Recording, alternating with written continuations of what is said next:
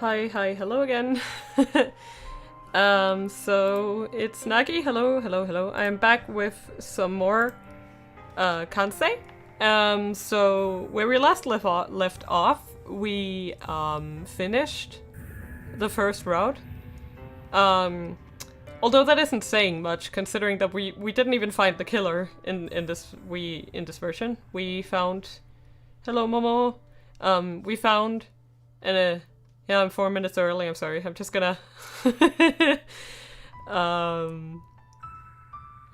the quick rundown. So last time we got an ending where we didn't even get close to finding the killer, but instead found the vault that the victim was guarding, and there was an SD card in the vault. And on that SD card was some of that it's like some of the research they'd done into what was it, like genetics and stuff, which was very interesting. And for some reason there was a video of the protagonist walking down a hallway on this SD card, and he doesn't seem to remember being there, so that's quite interesting. But we didn't find anything about the killer. In the time that we were spending just just messing around in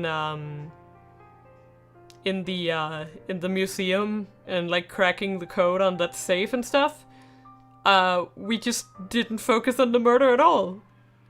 So maybe this time around, we'll finally find some clues that'll help us. So without further ado, I think I'm gonna get started. That being said,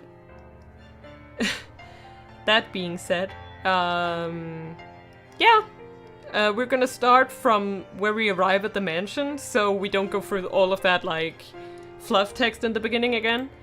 And we're gonna see what happens. I think that this is gonna be let's be nice to Naoki, the route. So we're gonna go all together again. Because I don't want to be mean to Naoki. He deserves it after last time. Then let's all go together. Is it really okay? Yes, so this is the very beginning of the exploration. So as far as I recall, we've just been up to the door, and Auden is like, no, get him away, referring to the protagonist, and now we're just gonna explore until he will let us in. And for this exploration, we decide to go together. Because I like Naoki and I want him to be happy. Sure, why not? As long as we learn something, I'm sure Aki won't care. Is that okay with you, Lee-Mei? It's fine. Alright, the three of us walk down the hallway together. Naoki hangs behind Lee-Mei and I. He seems uncertain. I thought we were all going together. Are you not coming? I'm coming. Naoki hurries to catch up to us. There's nothing to be afraid of, man. I don't know why, but... Man. Dude. Bro. That's easy for you to say. I'm not like you. ... The expression changes in Lee-Mei's eyes briefly, as if she's just recalled something that she had hoped to forget. So you're nervous, no big deal. Yeah. No big deal. I wonder if he like got stuck in the basement once and that's why he's so scared of basements. Like, did he... I don't know. The hallway stretches out with doors on either side. Behind the glass door at the end, a staircase leads downwards to parts unknown. So where do you want to start? Maybe we just start at the end of the hall and work back. Anything but the stairs. Let's take the stairs. Okay, so last time we took the stairs. So let's be nice. This is be nice to Naoki the Rude. Naoki and Lee-Mei speak at the same time before they both fall silent. Naoki looks nervous as usual. Lee-Mei looks moody. For some reason they seem to be expecting me to make a decision. Admittedly, the stairs aren't the most inviting thing about this place, but just because they're out of the way doesn't mean they're that scary. So? Where should we go? Didn't I just ask them that? Why am I the one who has to decide now? Okay. So we said let's take the staircase last time, so... Well, it's not as if we won't have to check out all of these places eventually anyway, so... Let's just... Well, that's a good question.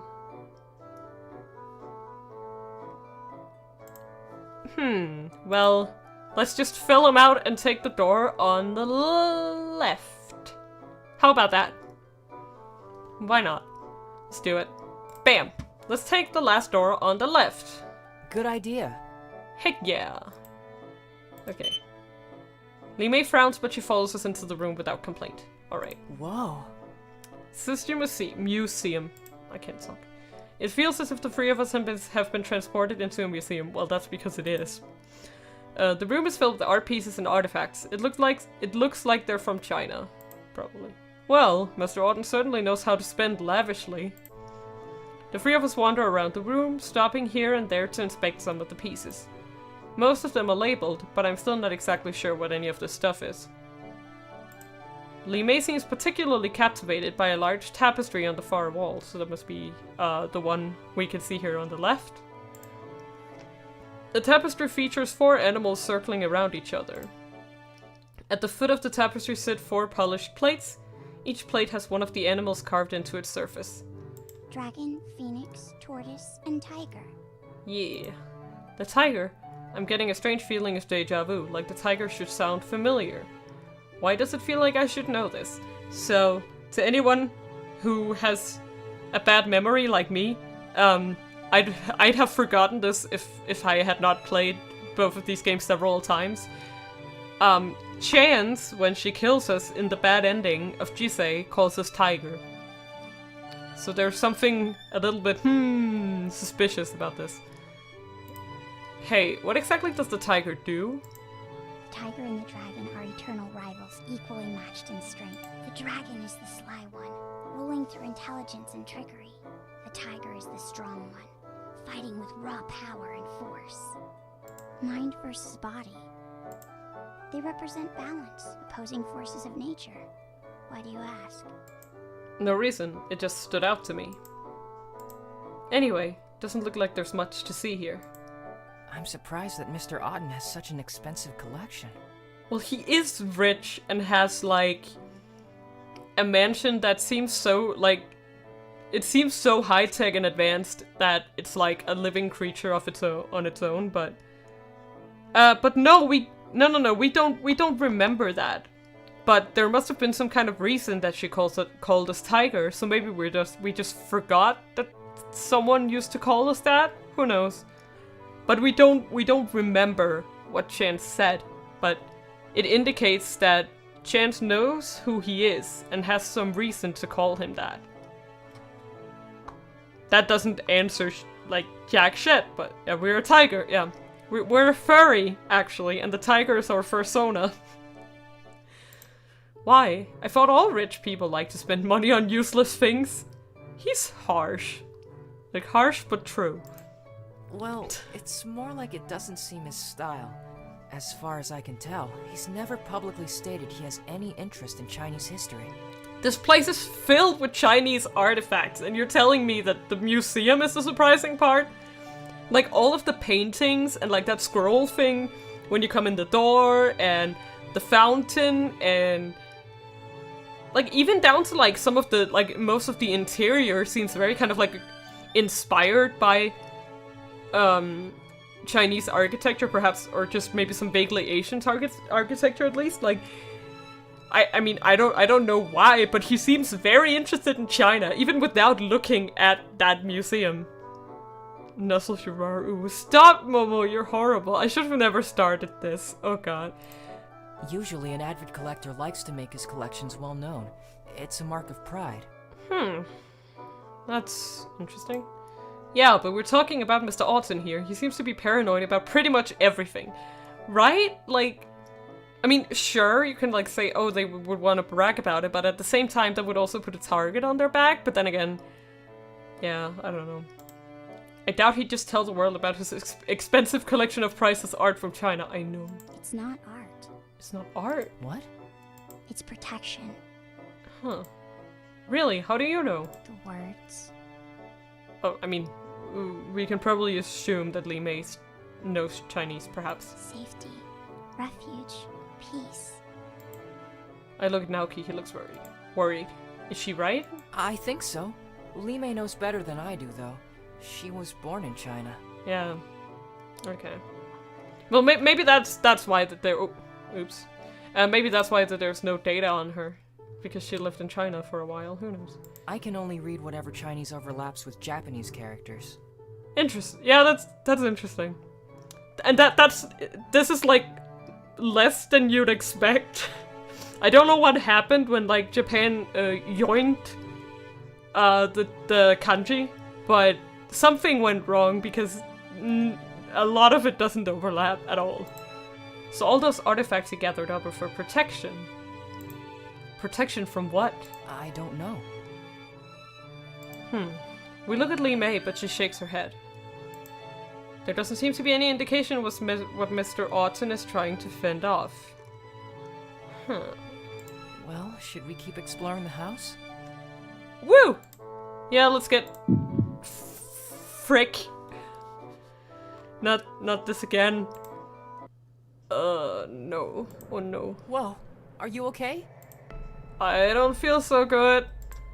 It's happening. Someone's... Is this a Conan moment? Yeah, true. What's going on? I feel my stomach churning. Li Mei looks ill too. Please don't. Scared. He's scared. Who? Con guy? I clutch at my stomach. Everything feels so light. It's Mr. Autumn. I race down the hallway still clutching at my stomach. So this is when the character dies. Mr. Autumn! I stumble up the staircase, barely stopping for breath as I head toward Mr. Autumn's office. Naoki chases after me, stopping short at the top of the stairs. Something's wrong with Mr. Autumn. I rush to the door and pound on it frantically. That pounding noise is so loud. Like, holy crap. The fact that they sometimes blink at the same time. Yeah, like the timing can be very precise on that, where they just like blink all at the same time, like they kind of agree beforehand, like 3, 2, 1, blink. Mr. Autumn, Mr. Autumn! Gersi grabs me by the shoulders and pulls me away from the door. Let me in, there's something wrong. Whoa, kid, calm down. Gersk! I feel like I'm about to throw up, but I doubt Detective Gursky would appreciate that. He's not okay. Gursky stares at me for a moment. He looks torn. I can tell he's not exactly ready to trust me yet, but I think he also feels like something is wrong. Finally, he turns to Sophia. Mr. Rotten has been unusually quiet for a while. Are you sure everything is okay? Oh no, that knocking sound, that wasn't me. That wasn't me. Is there any way we can force ourselves in? Sophia doesn't look pleased by his request. It's certainly unorthodox. I don't think Mr. Autumn would be pleased. I think he'd be even less pleased if he needed medical attention and we didn't get it to him.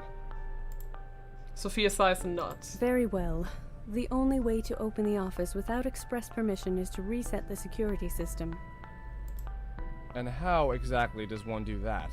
Someone needs to reboot the system manually, then someone else has to enter the restart code within 10 seconds of the system being rebooted.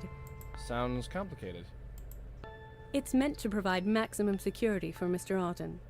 I'm the only one here who knows the code, so someone else will have to go to the basement to reset the power. Yeah, we really have like the Gursky squad here. Good boy. Wait. The basement door is usually locked to visitors, but I can unlock it from here. Okay. Detective Gursky glances over my shoulder. Alright, Naoki, go reset it. I just love how commanding. What? Why me? Somehow I get the feeling Naoki says that a lot. He doesn't seem very enthusiastic about going down there. So here we go in his place. Because we're gonna be nice to Naoki today. So let's go down and do it.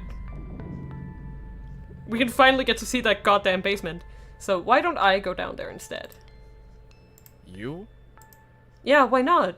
I know how to flip a few switches. Yeah, he could do it. He really doesn't want to go.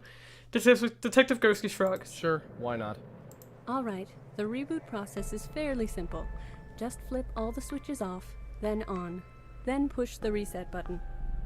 No, it's okay, it's funny. Momo, just keep going. Okay. I head down the stairs and back down the staircase. The door opens for me without any resistance. Huh, okay. The basement is piled up high with wooden crates and dusty boxes. I wonder what Mr. Autumn keeps in here, and it's just dead bodies. It's probably not. Okay. Alright, so that's the switch box. The switch box is on the far wall. I pry the cover open and it opens with a rusty squeal. The inside is just as Sophia described. I quickly flip the switches according to her instructions, and the lights switch off, leaving nothing but the eerie glow of the emergency lights. I hit the reset button, and after a few seconds I hear a quiet hum. The lights switch. Naoki's at her side, supporting her. You were right about Mr. Otten. He's dead. What? What happened? He was already dead when we got there. Sophia tried to revive him, but... So now you can see that we're not gonna find out about the vault, at least not here, because we can't read his body. So it's kind of this point in time is kind of a trade-off. It's you either go to the basement and then like is introduced to that area, or you stay here and you get to read his body. So that's like the split point essentially. It's that you just don't learn the same information. So now we don't have the info about the vault, so we don't know to search for it, essentially. Which is really interesting, like how that's, yeah, how that works. So Naoki stops and glances at Detective Gursky uncomfortably. I stopped her. It was too risky. What do you mean? It's not important. See, and there's also that he didn't mention about the possibility that he was poisoned, so we don't know that either. At least not now. Detective Gursky approaches Sophia and places a hand on her shoulder. Sophia, I know you're upset, but we need to contact the police. My phone isn't getting any signal. I mean, I wouldn't call it non-canon. That's not exactly the right word. Like this is kind of like other visual novels in that, like there's like several kind of like what can you call it? Like kind of like incomplete endings, if that makes sense. And then you have to like kind of go through all of that and then get the true ending. So you kind of like need to go through all of the other content and then you get the true ending. Like, it's that kind of visual novel. So I don't know if non-canon is the correct word for it, but yeah. If you've played visual novels before, that probably is kind of familiar to you. So, okay. Need to contact the police. My phone isn't getting stuff. All signal is blocked off in this place. Mr. Otten's orders, of course. This place sounds scary. Is there a landline I can use then? In there. Sophia lets go of Naoki and numbly points at the study door. I'll show you. Alright. As the two of them leave, Li Mei approaches us. Any sign of her distress from before has disappeared. Her expression is placid. He's gone. Yeah. Naoki, what happened in there? Well... Naoki shifts back and forth as if he's not sure he should be saying anything. Migala checked his pulse, but he was already dead. Yeah. You said Sophia tried to revive him? Yeah. She was going to use CPR, but Detective Gursky stopped her. He said that Mr. Otten looked like he had been poisoned, and she might get poisoned herself if she tried mouth-to-mouth. So that's what we saw in reality happening last time. Naoki sighs. He looks pretty shaken himself. We should tell Aki what happened. Yeah. But we don't know where she is. She's coming. Li Mei turns toward the staircase just as Aki reaches the top. Hey, what happened? The lights went out for a moment. Mr. Otten died. Died? How? Poisoning, it seems. Did you read his last moments? I'm afraid not. Gursky won't let me in there. What about you? Did you see it? Aki turns to Naoki and he nods. I got it. Good. Then we'll take a look at it later. Detective Gursky exits the study with Sophia. She appears to have calmed down, but her body still trembles every time she breathes in. The police are on their way. It's a bit of a drive for them, so we'll have to sit tight until then. I suggest we all wait downstairs. As I don't have any jurisdiction here, it's only a suggestion. He looks directly at me. But it's the best option if you want to stay unnoticed. He's like, if you don't If you don't want to get yourself exposed, stay still. It isn't photographic. It's so photographic memory is specifically that you, as far as I know, correct. Like, I'm not a medical professional. I don't know anything about like the brain and stuff. But as far as I know, photographic memory is to remember everything you see. Naoki has his Kansei is called perfect memory, which is the kind of like the next step of just the photographic memory. He doesn't just remember what he sees. It's what he sees, what he smells, what he hears, what he touches. Like, he remembers all of it forever. Like, and I suppose that the process isn't exactly like voluntary. So if something happens to him, he will remember that forever. So perhaps the basement thing is that something happened to him, and that's because he remembers it perfectly. The fear is still kind of like new for him. That could be it. But yeah. So it's a bit more than just photographic memory. It's kind of sounds terrible. He turns and leads Sophia down the staircase, helping her with one step at a time. Aki frowns as they leave. Always the gentleman. Huh? Nothing. Anyway, we should probably follow his suggestion and head downstairs. We wouldn't want to get into any more trouble than we already are. Yeah, that's true. What do you mean by that? Since when were we in trouble? It's not you. Aki shoots a glance at him, and the expression on his face makes it obvious she just told him something. I suddenly remember something that was bothering me earlier. You know, Detective Gursky told me that you guys belong to the government. What does that mean? It means that Miko shouldn't talk so much. Koga! Oh my god. A cat. Ah, it's so cute. I love those emotes.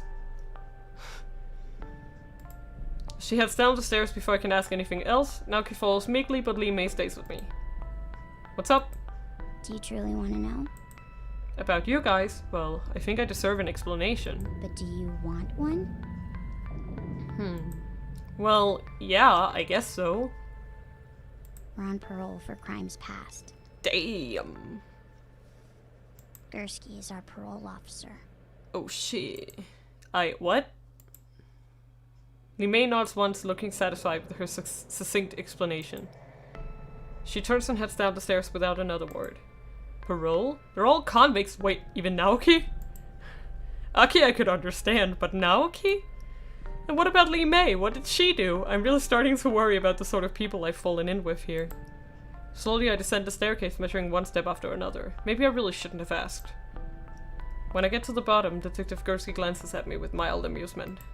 Glad you could make it. Did you take a wrong turn somewhere? No. You okay? I'm fine. I look around the room hoping to change the subject. Where did everyone go? Miss Millerson wasn't feeling well, so Naoki offered to make some tea for her. They both went to the kitchen. Aki said she had to use the restroom, although I suspect she just wants to look around. And I'm never entirely sure what Lee May is doing. That's fair. The house is in lockdown right now, so it won't let any of us leave until Sophia unlocks it. I guess you can roam around or do whatever you feel like.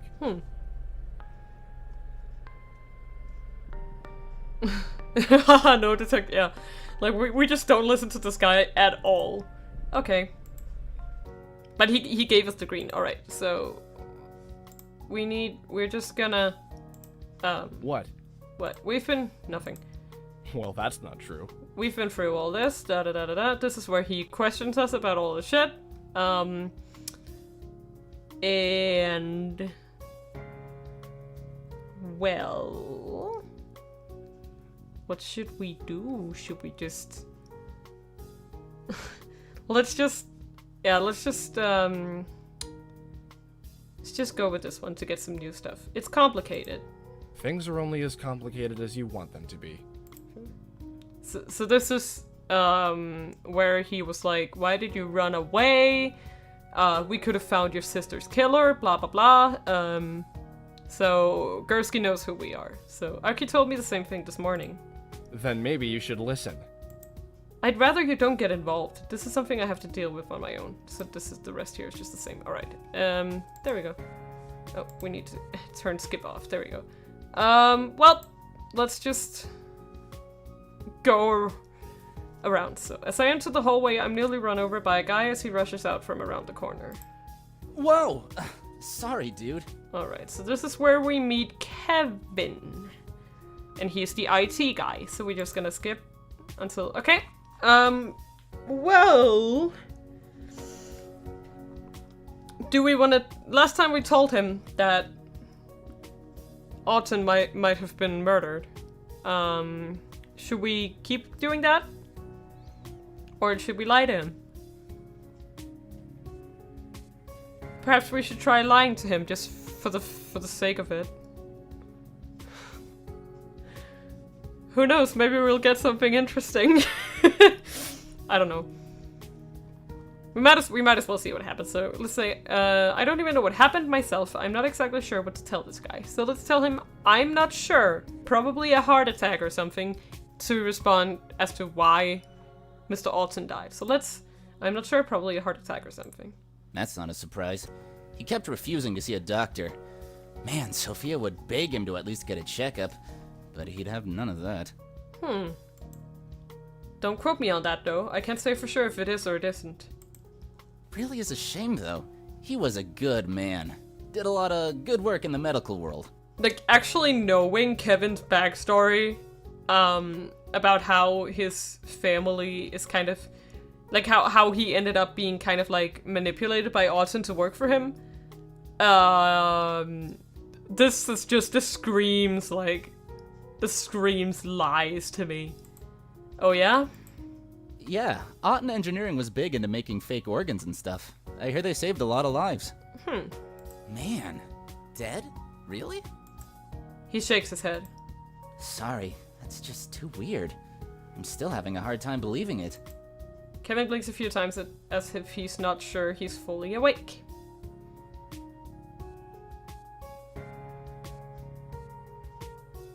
I'll be in the security room if you need me. It's the first door on the left here in this hallway. Okay. Alright, so let's do a survey here. Because this is just like where we get some free roam and answer some questions. So let's just start in the security room. I tried the door, but it doesn't open. I thought Kevin said he'd been here. I knock on the door and I hear the sound of footsteps. The door slides open. What's up? You said you'd be here? Yeah, I did. What do you want? I crane my neck to peer over Kevin's shoulder. The room behind him looks mostly empty, but I can see the glow of television screens across the wall. Can I come in? Kevin frowns, but he steps aside to let me in. Sure, why not? Since Mr. Otten hired you, you'd probably be allowed in here anyway. It doesn't take long to scan the contents of the cold room. There's not much on the tile floor save for a single chair. A long counter stretches across one wall. It bears a lonely keyboard and mouse. Mounted on the wall are several monitors, all flickering with images of various rooms in the house. At first glance, it appears to be a room meant for a high-security corporate building rather than just a house. Welcome to my Fortress of Solitude. This is the command center for the entire house. Okay, so let's just get through the questions. So you can see everything, and blah blah blah. So can you think of any reason that someone would want him dead? And here we get to know he has like a lot of enemies and stuff. Why do you work for him? And how'd you get this job? And this is where, like, we get the impression that he doesn't... Come by if you want to ask me anything else. We get the impression that he doesn't like Autumn as much as he lets on. So let's go here. Kitchen. Okay. So the atmosphere in the kitchen is tense. The sound of my footsteps sounds unusually loud on the tile floor. Hey. Hey. Naoki welcomes me with a half-hearted smile. Sophia is standing at the other end of the kitchen, sipping slowly on a cup of tea. Her eyes don't waver from the small cup in her hand. I lean in towards Naoki. Is she okay? She's feeling better. Still a little shaken up, though. She was crying pretty hard when we found Mr. Otten's body. Kansei, Yes? I hope you don't mind if I ask you something. No, go ahead. How did you know that something bad happened to Mr. Autumn? That's... Naoki, please. I was asking Kansei. Sorry. Sorry. So cute. So, how did you know? Okay, so... Oh boy, what should I say? If I tell the truth, she might think I'm crazy, but I really don't want to lie to her. Well, since we've already lied once, let's just keep lying. Might as well see where that takes us. So it's just a lucky guess? Question mark? Truly? She does not believe that. Wow. Sophia's eyes narrow. That was definitely not the right answer. Oh, no. Well... You're telling me that out of nowhere you just guessed that something was wrong with Mr. Otten? Yeah. Yes? And this guess was so compelling that you pounded on his office door until we finally opened it? I guess so. Stop lying to me! Mr. Otten is dead and I know you're involved. Why else would he have been so afraid of you? Holy shit! That went a lot further than I thought. What? Hang on. Kansei didn't do anything. He just happened to be here today. Holy shit. If it weren't for him, you might not even know that Mr. Otten is dead yet. Like, where did that come from?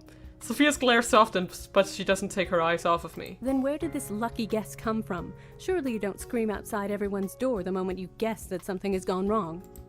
If I were the killer, I wouldn't tell you that Mr. Otten died. I'd run away. The criminal always returns to the scene of the crime. That's a fallacy. That's a fallacy. No. Fine, then how did I do it?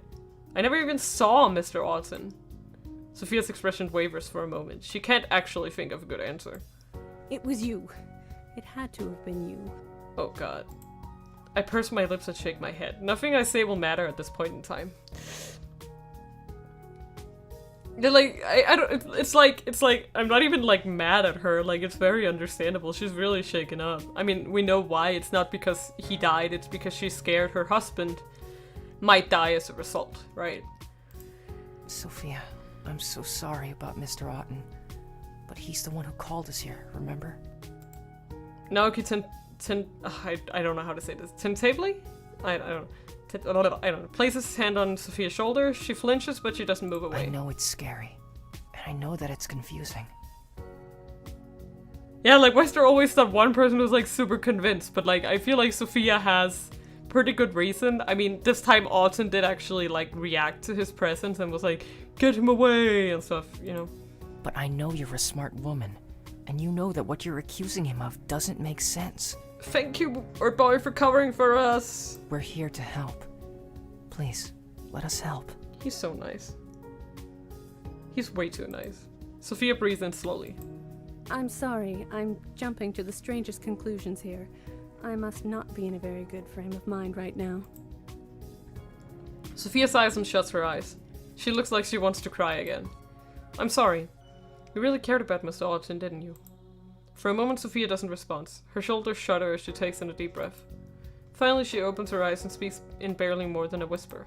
I don't know what I'm going to do now that he's gone. I'm so sorry. Naoki places a gentle hand on Sophia's shoulder.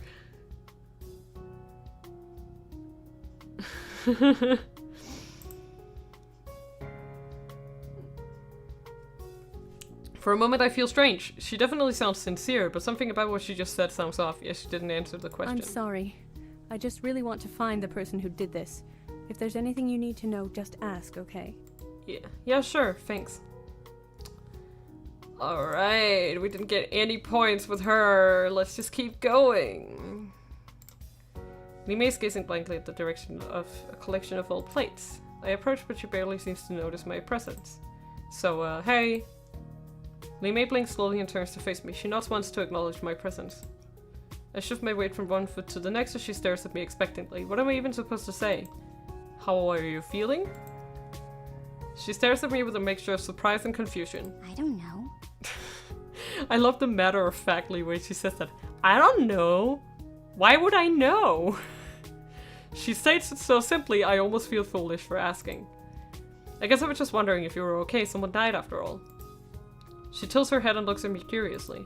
Does it bother you? Does what bother me? Death. Death. Well, let's try saying yeah, of course it bothers me and see what happens. Might as well get some fluff dialogue in here. I mean, even if I've experienced it before, that doesn't mean that I'm okay with it. Death is a terrible thing no matter how often you see it. I stare at my hands and rub my fingers slowly together. My palms feel sweaty. What about you? Li Mei stares at me curiously as if she doesn't fully understand my question. I mean, are you bothered by death? She fidgets and examines her open palms the same way I just did. Slowly she rubs together her fingertips as if she's never seen her hands before. Finally, she speaks. He was very scared. Mr. Alton? Yes, but even though I felt his fear, I knew that I was not scared. I'm not scared, but I still feel scared. Does that mean I'm bothered or not bothered?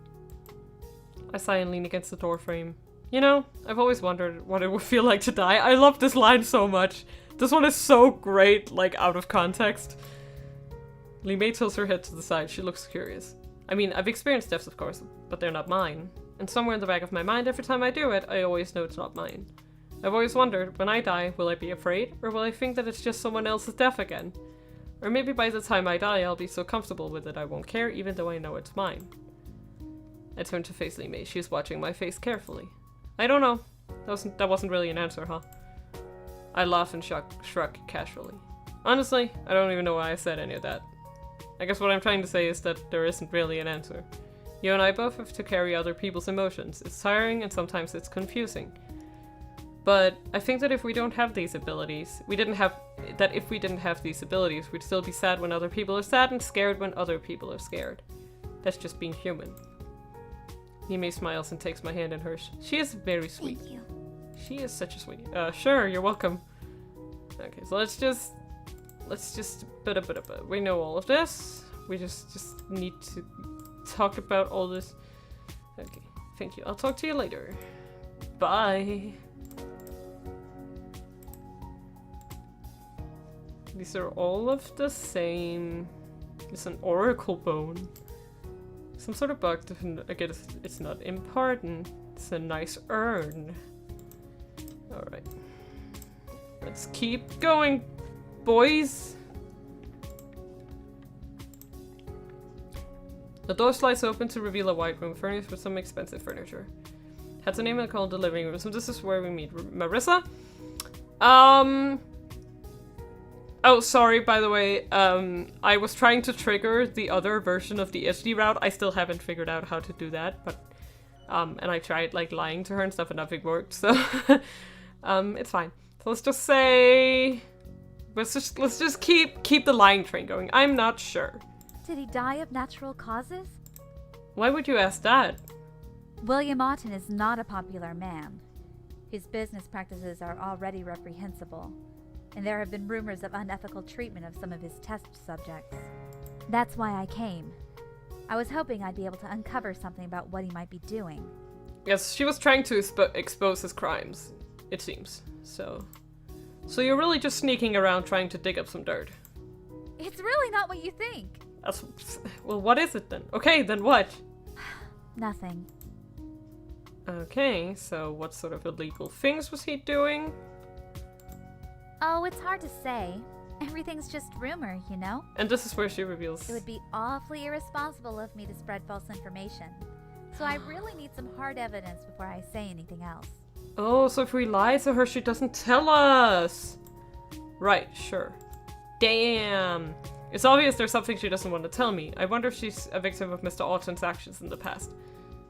If you recall, before when we told her that he might have been murdered, she actually did tell us that she'd been in contact with his victims. But now she won't tell us! Damn it! Okay, so this is the rumors of Liam, the nephew, participating in dogfighting. And that Mr. Otten was planning to cut the guy out of his will, but he didn't get around to doing it. Sure thing. See you soon. Bye. Alright. I don't think that there's... Nah, it's fine. This is fine. Let's go. And lastly, the bathroom. Oh, a restroom. Weird. This looks like he built the place with visitors in mind. I wonder what changed. I don't think that there's anything here, but... A sink with a person is just a soap dispenser. Not a two-way mirror, a bathroom stall, and a chair. This chair is sadly not as comfortable as it looks. RIP. Oh well, let's keep going. So... I wonder, can we go to the basement now? Yeah. The door actually opened. I guess Sophia hasn't changed my permissions from before. Cool.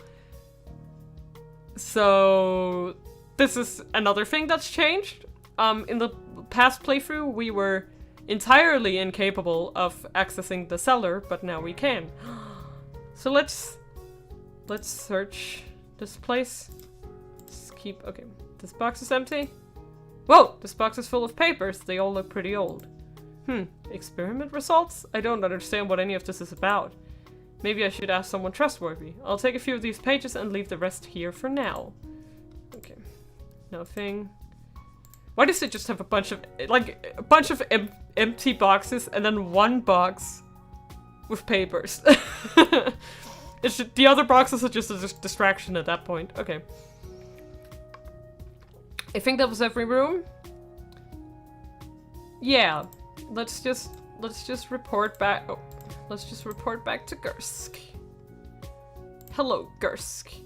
Okay, so do you really think Mr. Autumn was murdered? And this is all the same. Araki and the others really convicts. This is where he tells us all that shit. And now we have a new thing to tell him. I found a bunch of these papers in the basement. Any idea what they're about? Detective Gursky takes the sheets from me and pages through them carefully. With each page he reads, his eyes widen. He was told to destroy all of this. What do you mean, Gursk? What is it? Old research. Very old research that certain people in the government want to pretend never happened.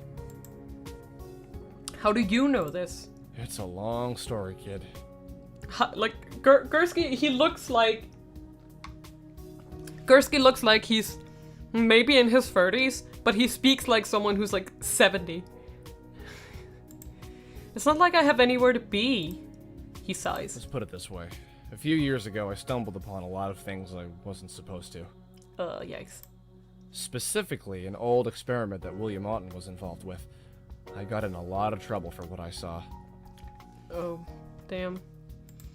I was supposed to be erased from the system entirely, but I was given a second chance, transferred to Edgewater, and stopped the twins who were running around the city causing trouble. So that's why he's so bitter. They figured if they stuck me here, I'd be out of the way, and I'd have my hands full with the twins. I don't think they expected me to catch them so soon. Damn. He might be more on our side than we thought. So you're the one who caught Aki and Naoki? I was Aki's arresting officer, yes. We technically never caught Naoki. He's just way better at hiding, it seems. He got away? I'm having trouble thinking of Naoki as the sort of guy who could run from the law for very long. Aki went down fighting so that he could escape. We spent 3 days looking for him and not a thing. Aww. Then, less than an hour after she cut a deal, he showed up on our doorstep to turn himself in. Like magic. She probably told him. He scowls. Part of me suspects that she planned it all in advance. Oh, you don't say? Okay. Never mind. Talk to you later. Bye. Alright, well, let's keep going. As I enter the lobby, Aki races down the stairs and nearly runs me over. Whoa! Oops, sorry, Con. Where have you been? I was just upstairs with Liam. So, if you will recall, she got Liam to take her around the house by manipulating him, so she's been with him the whole time. Oh, don't look at me like that. It's not what you think. Of course. For your information, I was just asking Liam about the staff. Did you know that none of Mr. Otten's personal staff are paid? So, if you recall, Kevin said that he is in this job for the money, but here's where we find out that they're actually not paid. They're all being manipulated. No, Aki would never. I know! Aki would never. Ever. What? That can't be true. Kevin said that Mr. Autumn pays him well. Well, then Kevin was lying. Okay, so this is all, none of that is new information. Okay, so if we want to get to the bottom of this, we're going to need another look at the crime scene. Okay. But Detective Gursky's guarding the door. I doubt he'd let even you in. Oh, I'm the last person he'd let in. But we don't need the real thing. We've got something just as good. Hello. Hi? Naoki, what are you doing here? I thought you were with Sophia. I called him here, of course. That's fair. Aki glances around the room quickly before taking a step towards her brother. This is what my Kansei is actually good for. Oh. Okay, Aki takes Naoki's hand in hers and closes her eyes. Naoki, show us. What is it? Oh, right. Okay, so this is pretty... Yeah, Naoki's the plan. This is really cool. So, she has the ability to show other people... Like, I guess it's kind of like shared memory. And because Naoki has perfect memory, it's basically as good as if you were there yourself. Yeah, so the world around me fades to black for a moment and I find myself standing in a luxurious office. The world looks a little warmer and softer than I'm used to. It's kind of surreal. On the ground before me is a dead body, Mr. Autumn, I assume. Are we in the office? Of course not. We're still in the main lobby. You're looking at Naoki's memory right now. My Kansei allows me to share the thoughts of whoever I touch. This is really, like, this is the cool part of her. No, but that's, yeah, Momo, that's exactly, like, his Kansei sounds like torture. Like, he cannot forget, like, if he like, was on Twitter, and someone retweeted from, like, a cursed images account, and he saw that, he'd never be able to forget it. Ever.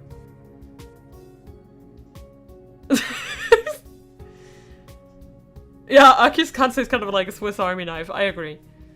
But it kind of makes sense. So she's able to invade other people's minds, right? And like plant thoughts. So I guess in a way she's kind of capable to kind of like access, like that her Kansei is kind of like able to access other people's minds. Yeah. I think that's okay. So what do we do now? Have a look around, of course. Does anything look suspicious? Well, okay, let's just examine a few things. Fancy scrolled Chinese calligraphy of it. I had no idea what it says. Today's newspaper. Mr. Autumn's computer. The screen is dark. Some sort of alcohol. I'd guess cognac by the color. Oh, it wasn't whiskey. Never mind. I don't know anything about alcohol, okay? The ice in the glass hasn't melted yet, which means Mr. Autumn was drinking this right before he died. Maybe he was poisoned. Very comfortable looking chair befitting of an executive officer. A phone that's actually plugged into the wall. I suppose a landline is still more secure and reliable. A lot of books. I think it's an encyclopedia set. If I were in the real office, I'd be able to read Mr. Autumn's final moments. Unfortunately, I'm not in the real office. Judging by his skin color, I'd agree with Detective Gursky. This guy was poisoned. I wonder why people instinctively search for their home whenever they see a map. Maybe we're searching for a feeling of belonging. Well, I found Edgewater for what it's worth. That's a very weird... Okay, I think... Okay, a bunch of shelves, it's just Naoki's memory, so I can't see what's inside them. Da-da-da, I don't think that there's anything else, is there? Maybe the lamp? Nah, okay. Well, so, what do you think? If I had to say, I'd guess the cognac on his desk. The ice wasn't melted, so he poured it recently. And I didn't get to drink... And he didn't get to drink very much of it, so it may have been the source of the poison. That's logical, but how could anyone poison his drink in the first place? True. Maybe the killer poisoned the cognac before giving it to Mr. Otten. True. If that's the case, then the murderer could be anyone. So if we found out who gave him the cognac, we'd find the killer. I guess. Then I guess we'll just have to figure out who bought it. Sophia probably knows who's given him gifts lately.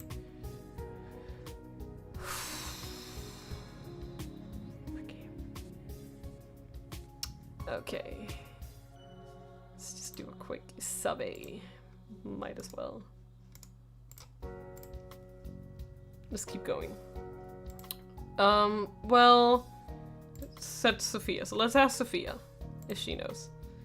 So does anyone in your family suffer from any kind of medical condition? Well, oops, maybe I shouldn't have been so blunt about that. So, let's just keep the lying train going. So, no, I was just asking. And she gets mad at us again. Okay, so, why do you work for Mr. Autumn? And this is blah blah blah. Can you think of any reason why anyone would want to kill him? Was Mr. Autumn planning to cut Liam from his will? And this is where she answers. This is where she answers that Mr. Autumn was indeed planning to cut Liam from his will, and the the lawyer was booked for next week. So it's very convenient that he dies now, because Liam is his, like, sole inheritor, I think. Which is like, okay, I'll come back later. Oh, I guess it wasn't that. Oh, it's just, okay. Let's just talk to all of the others first then. So, Kevin smirks at me as I enter. You're an interesting guy, Kansei. So this is where he found out who we are. And let's just... So, alright, if he found that article, it means he knows who I am. I hate this house. Let's just pretend that we're working undercover. Yeah, I mean, you don't know for sure if it's the cognac. It could literally be anything, that's the problem. Especially because we haven't, like, examined the body yet, so there might be, like... It might have been injected, even, you know? If you haven't checked the body for, like, any puncture wounds or anything, you can't know. So, yeah, I'm working undercover. So cool, wow. So do you know anything about Liam's nightlife? And as we recall, his family's in debt, and basically, Autumn told him, like, oh, you just have to work for us. Or for me, sorry, and then I will keep your family out of trouble, essentially. So he's being manipulated. Or not manipulated, I guess coerced is the right word. Still can't examine it. Fine. Let's just keep going. Living room. What can we ask her? Nothing. Okay. Sure thing. See you soon. Let's just... Nyom.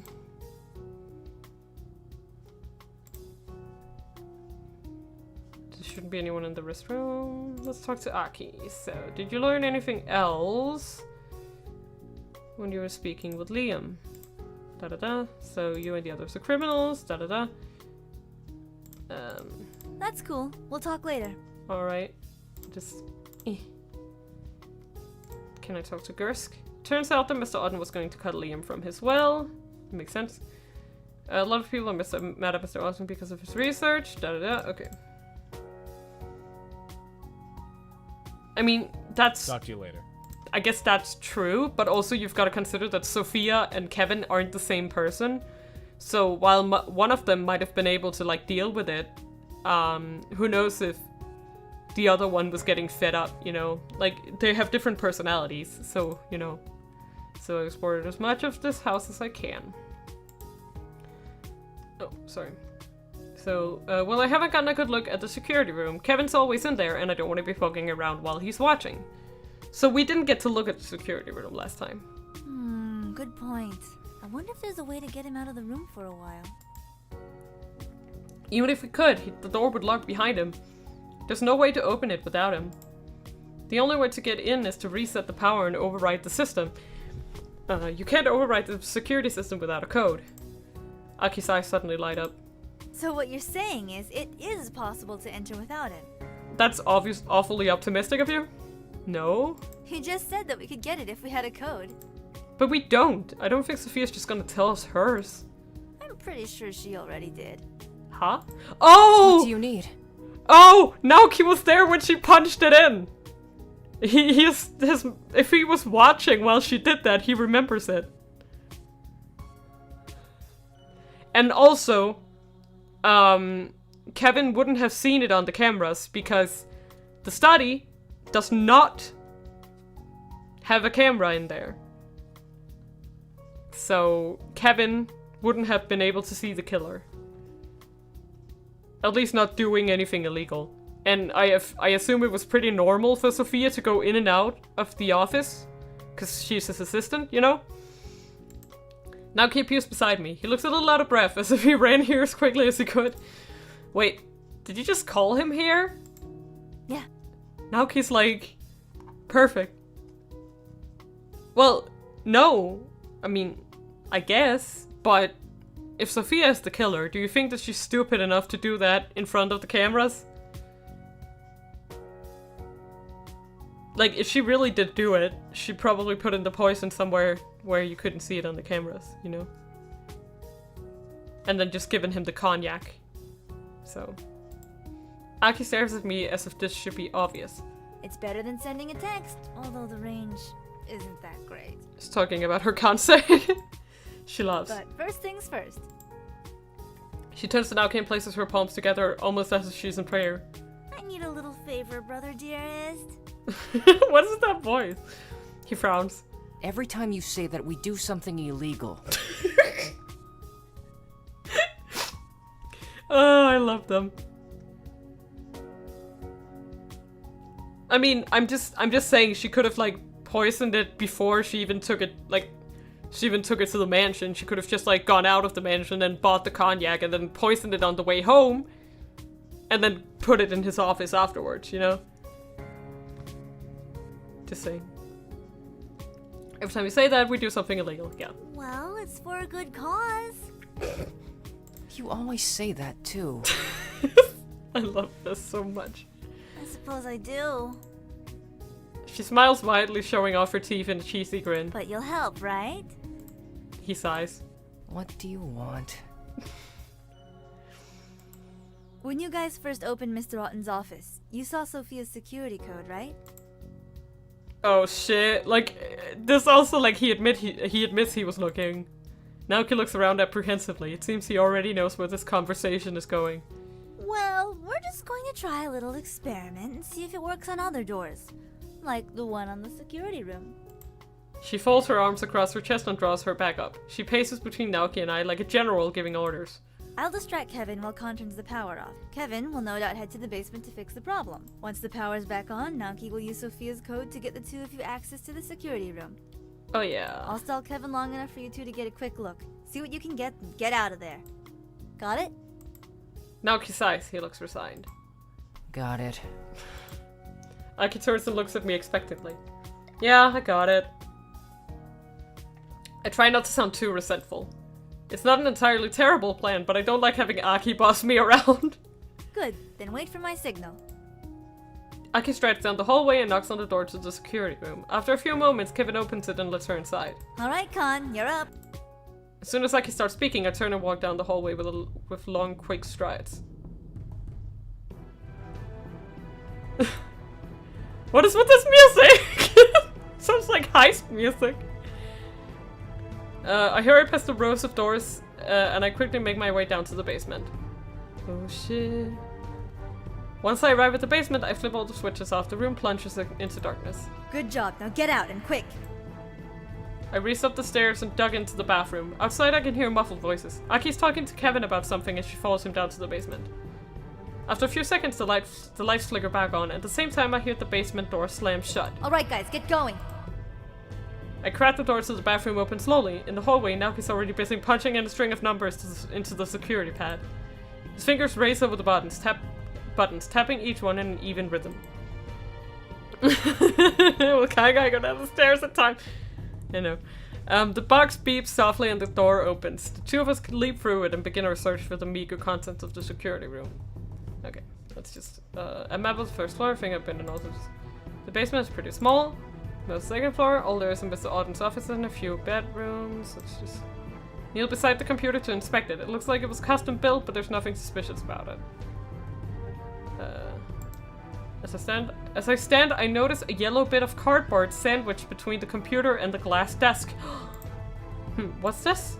I pull it out gently. It's a folder stuffed with papers. This looks Con, promising. Naoki, we're out of time. Get out of there. I roll up the papers quickly and stuff them under my shirt. Naoki and I make a mad dash for the door, like We burst into the hallway, shut the door quickly behind us, then attempt a casual walk back into the lobby. These two are, I think, pretty bad at like looking casual, but the casual walk turns out to be more of a pitiful swagger, but thankfully there's no one in the lobby to see us. After a few minutes, Aki rejoins us. So, find anything? I show her and Naoki the papers that I discovered. These numbers are pretty recent. I see a lot of references to other companies, but I'm not sure what they mean. Ooh. Likewise. Aki and Naoki both furrow their brows in concentration as they examine the papers. Despite their wildly different personalities, they still reflect each other's actions. Aww. Finally, Aki sighs and hands the papers back to me. I've got nothing. I take the pages back from her and roll them up again. Maybe someone else can tell me what they mean. Okay. Thank you. Oh, like... The music is like changed. That's cool. We'll talk later. Sounds very nice. Okay. Well... Hey, con guy, right? Not you! Okay, let's just skip you. Okay, so do we want to lie to him too? We're just like, let's just keep lying. So yeah, it was probably a heart attack. Yeah, figured as much. Well, that's that, I guess. Not Gursky, sadly. Just going to shrug it off like that. Am I supposed to cry or something? He's your family. I've lost family members before. That's harsh. He shrugs. Really, it's more annoying than anything else. He kicks the door to the living room and the sensor by the door beeps a complaint. Right. Liam rolls his eyes and turns toward the camera. The lens takes a brief moment to focus before the sensor beeps and the door opens. Can't believe I'm locked in this stupid place because of a stupid heart attack. Marissa's eyes light up the moment Liam enters the room. Liam Otten! Just the man I wanted to see.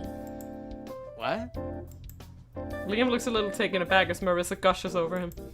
I'd like to interview you for the magazine Modern Trends, if you don't mind.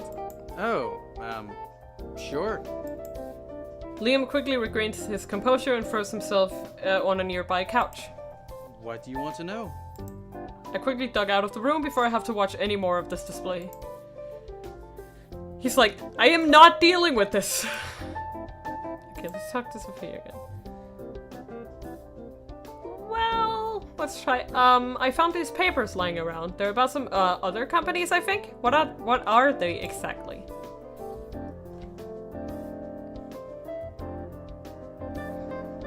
Those are private documents that you should not be reading. Yikes. Well, seeing in Mr. Otten's dead, I don't think he'll mind. His passing does not give you the right to pore over his belongings. I will not discuss his private business with you. Oh god. Did anyone buy some cognac for Mr. Otten lately? That's an odd question. Is there any reason you want to know?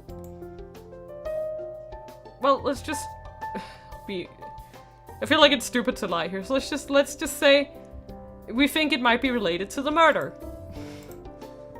Are you sure? Surprise registers on Sophia's face for a brief moment. Well...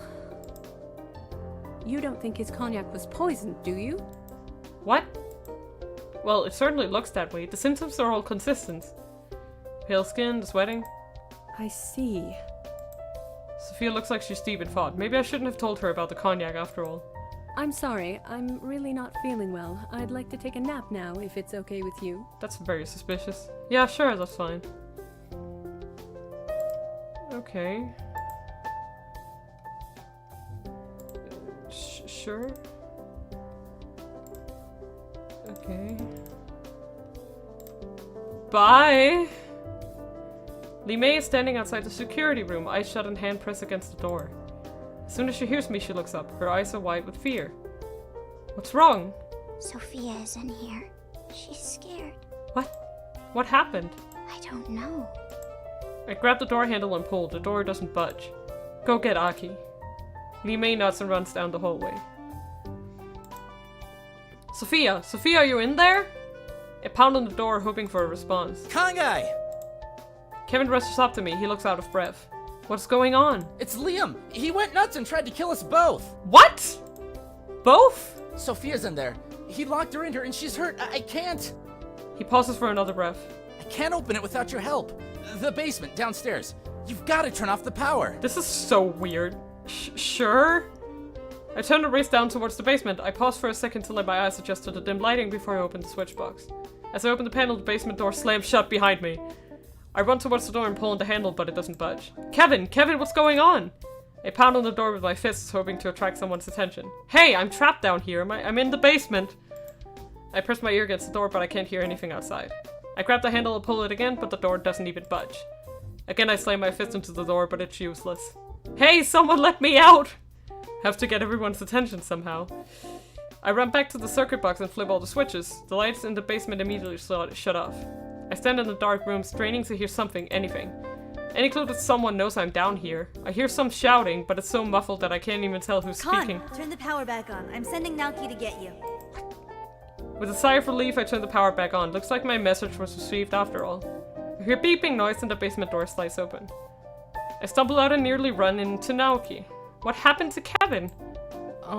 He's gone. What? What? Nucky looks at me apologetically. All the doors in the house unlocked. Kevin and Liam are both gone. They ran! And Sophia? She's not doing well. Someone hit her on the head pretty hard. Lucky's trying to stop the bleeding, but... I mean, this makes it pretty clear that it's probably not Sophia. I'm sorry, I could have stopped this. I should have stopped this. It's not your fault. You can't blame yourself for the actions of others. So what now? Naoki sighs and turns slowly. Wait for the police to show up, I guess. Damn.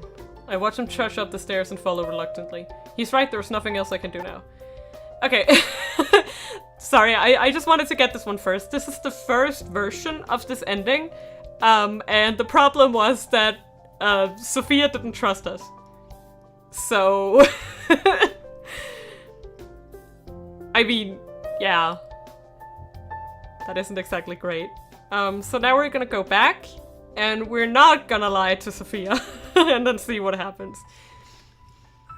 It seems kind of like she almost wanted us to get stuck in the basement. Like, I don't know. But yeah, let's go back to here, where we were doing the first investigation, and we'll just go straight to Sophia. And we'll just be honest with her and tell her that when she asked why we knew that the guy was dead, we tell her that we have a sixth sense. So I guess you could say I have a sort of sixth sense, and then she kind of like inquires about like his research and stuff. Why do you work for Mr. Autumn? Blah blah blah. I'll come back later. Okay. So now we just go through everyone, and then go back to Gersk, and then. Okay. So let's just skip. Oh. Sorry. Come by if you want to ask me anything else. Yeah. See you, I'm not sure if you need to do Mr. this. So, yeah. So okay. And da da da. Come by if you want to ask me anything else. Like, I mean, at this point, it's either Liam or Kevin. Like, skip, yeah. And let's go here, talk to her, da da da. Not really, I guess I'm used to it, da da da. How's everyone feeling, da da da. Okay, okay, blah blah blah. What does the calendar say? Note that cells here. Okay, I'll see you. Love ya, bye. Let's just go honest route. So, I think he was I mean, to be fair, I kind of doubt at this point that Marissa is involved. Just considering that the people that are most suspicious to me right now is Kevin and Liam, because they just ran. Like, so I don't know, let's just be honest here. So, and I just want to confirm something. So I think he was murdered. Murdered? I suppose that shouldn't come as much of a surprise. What do you mean? William Otten is not a popular man. His business practices are already reprehensible, and there have been rumors of unethical treatment of some of his test subjects. That's why I came. I was hoping I'd be able to uncover something about what he might be doing. So you're really just sneaking around trying to dig up some dirt? It's really not what you think. Okay, then what? Nothing. Okay, what sort of illegal things was Mr. Autumn doing? Well, I've heard that he used to head up a series of experiments for the government back in the day. Something about altering genetics. Yeah, I mean, that's true with Liam, but with Kevin? That's a little suspicious. That's, like, very suspicious. And I'm 100% sure at this point that Sophia is not involved. Also, as you can see here, when we lied to her, she didn't tell us this. But now we told her the truth, that we think he might be murdered, and she actually tells us. So that's an interesting kind of like nuance there. So earlier I talked about some rumors, that was the dog fighting and all that shit. Okay, thank you, bye. See ya. Nice knowing you. Yeah, the government experience. Experiments. And we also should go down here as we did before. And make sure to get those papers. Maybe I should ask someone trustworthy. I'll take a few of these pages and leave the rest here for now. Because that's, like, I mean... That's the reason, as you could probably tell, that we have access to the basement is so we can find those papers. And now we go to Gersk.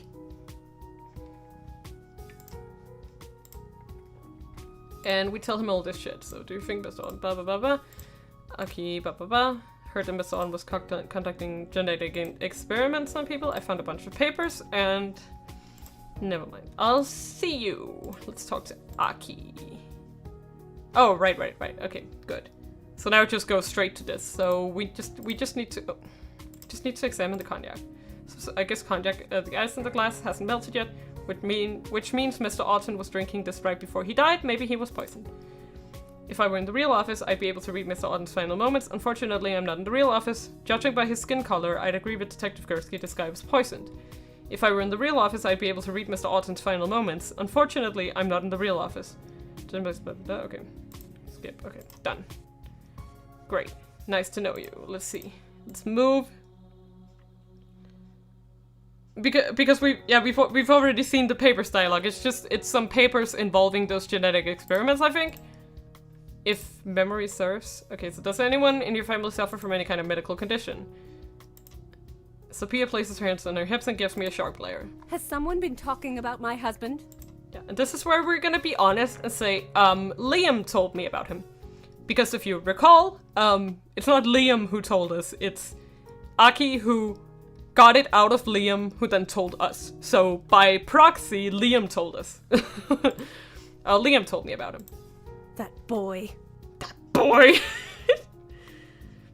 Okay, so this is new. Sophia's expression tightens for a brief moment, but it doesn't take long for her to regain her composure.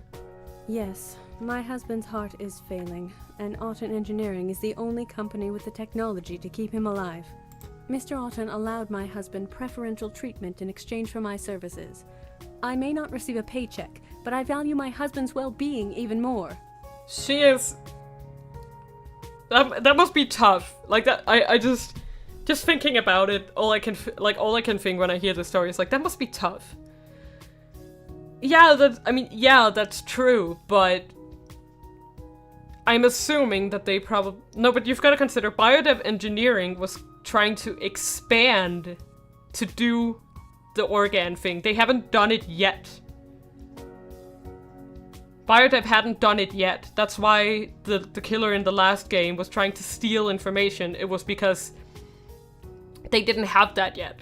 So she was trying to get ahead, basically. She was trying to help them get ahead. So Biodev Imaging has not it's trying to expand to do the artificial organs, but they haven't done it yet.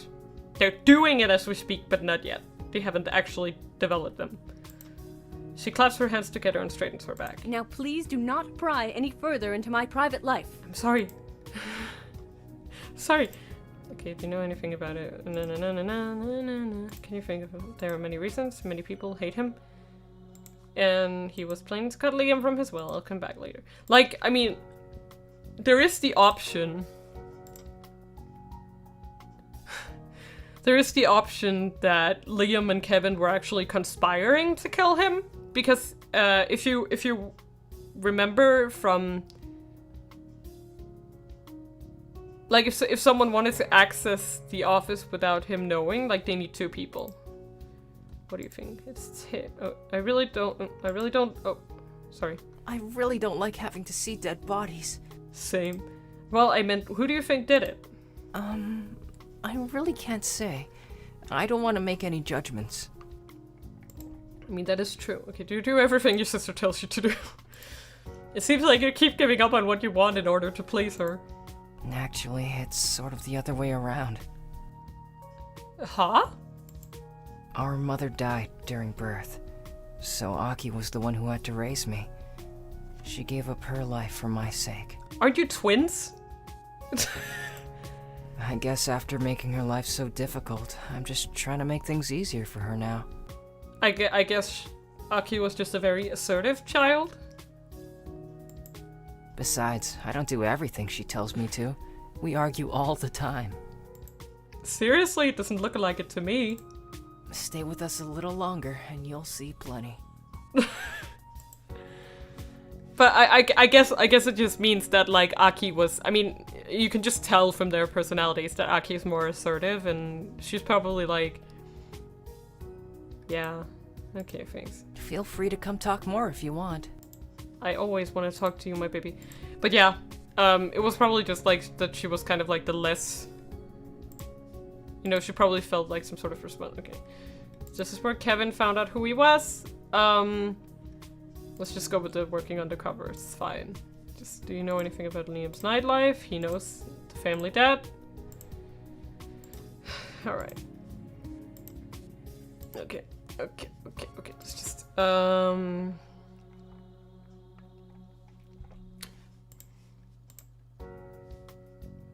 let's just go to Gersk. Talk to him. And then we'll talk to Aki and go to the security room again.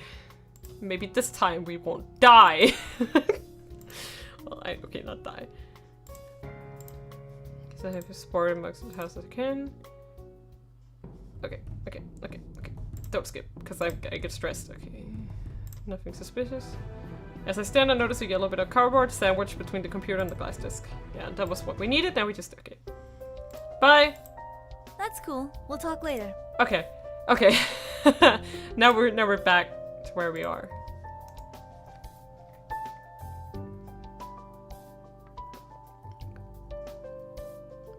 No, they were definitely orphans from the start.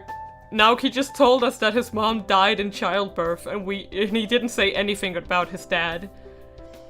But I don't know if they were like criminals from a young age. I doubt it. So maybe they were like in the system for some years, and then they, you know, they might have gotten in trouble or something. Who knows? Hey, Kansei, right? Don't want to talk to you. Let's just... Yeah, it was probably a heart attack. I don't want to talk to you.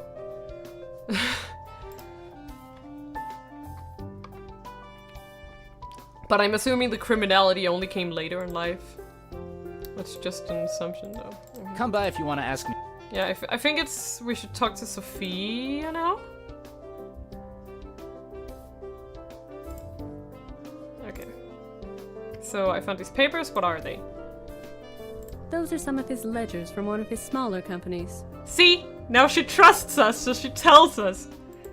I didn't know he owned other companies. Well, he's bought most of them up under various names or through organizations that he heads. Huh. Meaning? Meaning that his ownership of these companies is not readily evident. That is some very suspicious practices. To hide your ownership of a company. So he owns them in secret. Yes. Why? Many of these companies are financial institutions. His ownership of them could be seen as a conflict of interest with his business decisions at Auten Engineering. Wow, he sounds like a great dude. Okay, did anyone buy some cognac for Mr. Auten recently? So now she'll actually, like... That's an odd question. Is there any reason you want to know? Well, we think it might be related to the murder. Are you sure? Surprise registers on Sophia's face for a brief moment. Well... You don't think his cognac was poisoned, do you?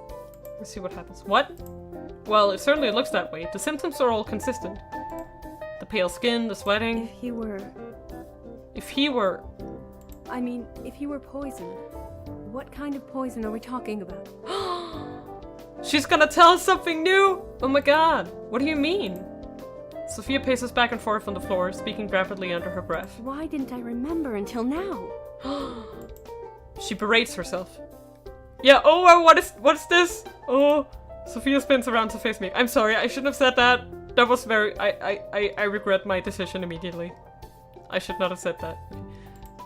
This poison we're talking about, is it a sort of clear, oily liquid?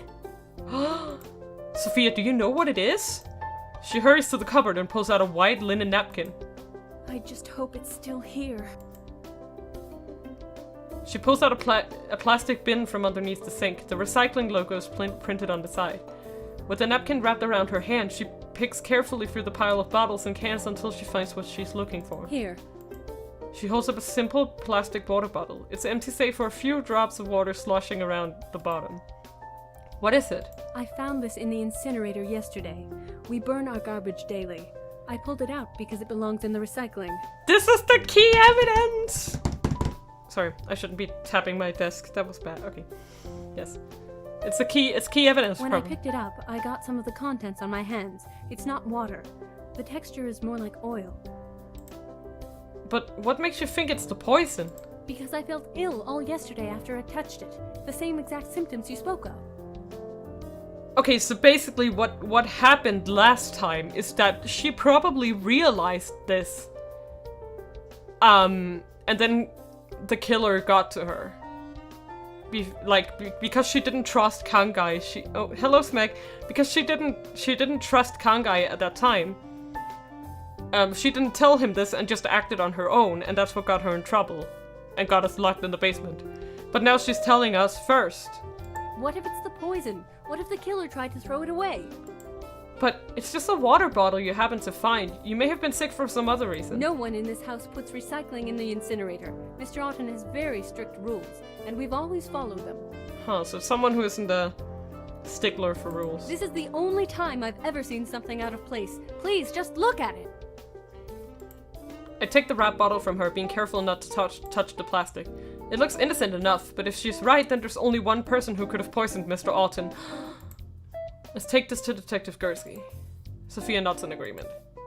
The two of us hurry down the hall and into the main lobby where we find Detective Gursky and Aki talking with each other. Whoa, you two look like you're in a hurry. Yeah, I think we have a key piece of evidence.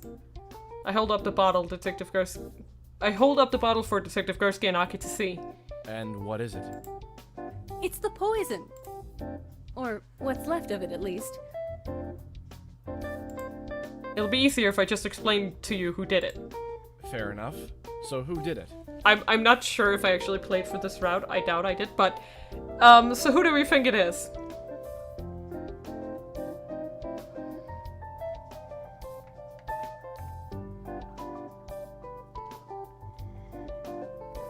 I mean, at this point, we're pretty sure it's not Sophia.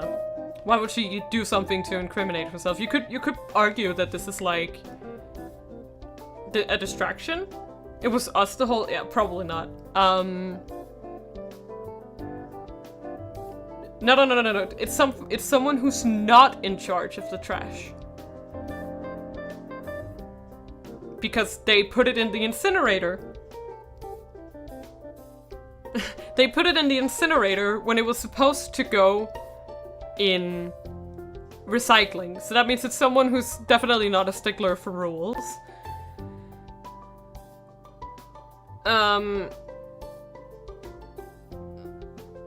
But... Well, I mean, Marissa seems unlikely at this point, I think. It's gotta be someone from the house. Well, I mean, yeah, she's new, but at the same time, would she know where the incinerator is? Probably not. And as we said before... Okay, let's consider the previous ending, right? So... What happened was... We arrived in... If you recall, we arrived in the security room, right? We were in the security room, or at the security room door. Then Kevin runs up to... We know... So Sophia's inside the security room, we can't get in. Kevin, alone, runs up to us and claimed that Liam has attacked Sophia and was trying... Yeah, exactly, and was trying to attack Kevin as well. And then Kevin leads you into the basement and locks you in there. And once you get out, you find out that Sophia has been attacked and Kevin and Liam is gone. So, in my opinion... Kevin stinks. Just, in my professional opinion, Kevin stinks. Kevin's stinky. So, I'm gonna say Kevin. Because, okay, I have an answer. But I think it was Kevin. He had a motive. I mean, everyone had a motive. But I think it was Kevin. So, I mean, this is kind of like, it's kind of hinged on the fact that we already, if you consider in the bad ending, if you consider it in the bad ending, we didn't see Liam. So why are we to believe that Liam was the one who attacked Sophia? I think it was Kevin. And he was like, Oh, like Liam tried to attack us, duh, and then he ran. And also kept, like, Liam is stupid. I'm sorry, no offense, but I don't think Liam is smart enough to pull this shit off. Besides, Kevin also, in my opinion, has, next to Sophia, the best knowledge of the house. Because if you would think about it, Liam said that he doesn't have access to the security room and to the study. So that means that the only two people who would kind of know what's in the security room is Sophia, who can access it, and Kevin, who works there. So if it's not Sophia, I think it's Kevin. Basically.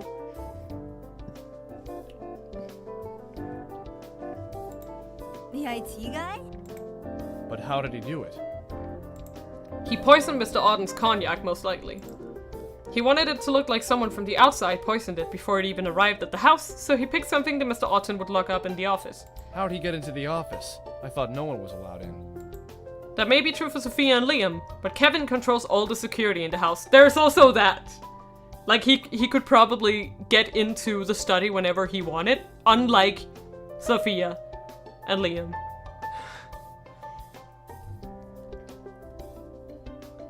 Oh, no, I mean, I guess the reason why they have the hair they do is kind of just like anime. I mean, it could just be kind of like purple-ish. You know, like when in anime someone has like, is supposed to have like black hair, but they color it in like blue or purple or something. So they might just be meant to have kind of like black-ish hair, but I'm just gonna go with because anime. That's my reasoning. I'm more curious about the white stripes, to be honest, but yeah, but Kevin controls all the security in the house. I bet he has a master code that can open any door. Is that true? No, he actually testified at some point. Master code opens every door. Yes, he's never used the master code, but it does exist. Smirked. So he had means and opportunity. What about a motive? Well, if we want to think about it, it's definitely not number 2, because it was planned out, so it's not an accident. He did it for fun. Kevin doesn't strike me as the guy who thinks killing is fun, so I'm gonna say it's for revenge. Perhaps something happened with the parents or whatever. You've got to consider that you've got to consider at this point that that Kevin is being controlled by Mr. Auden with this threats and stuff, so something could have went wrong between them, you know? Yeah, with the Kansei, I mean, I guess, but I mean, Protag doesn't have a white stripe.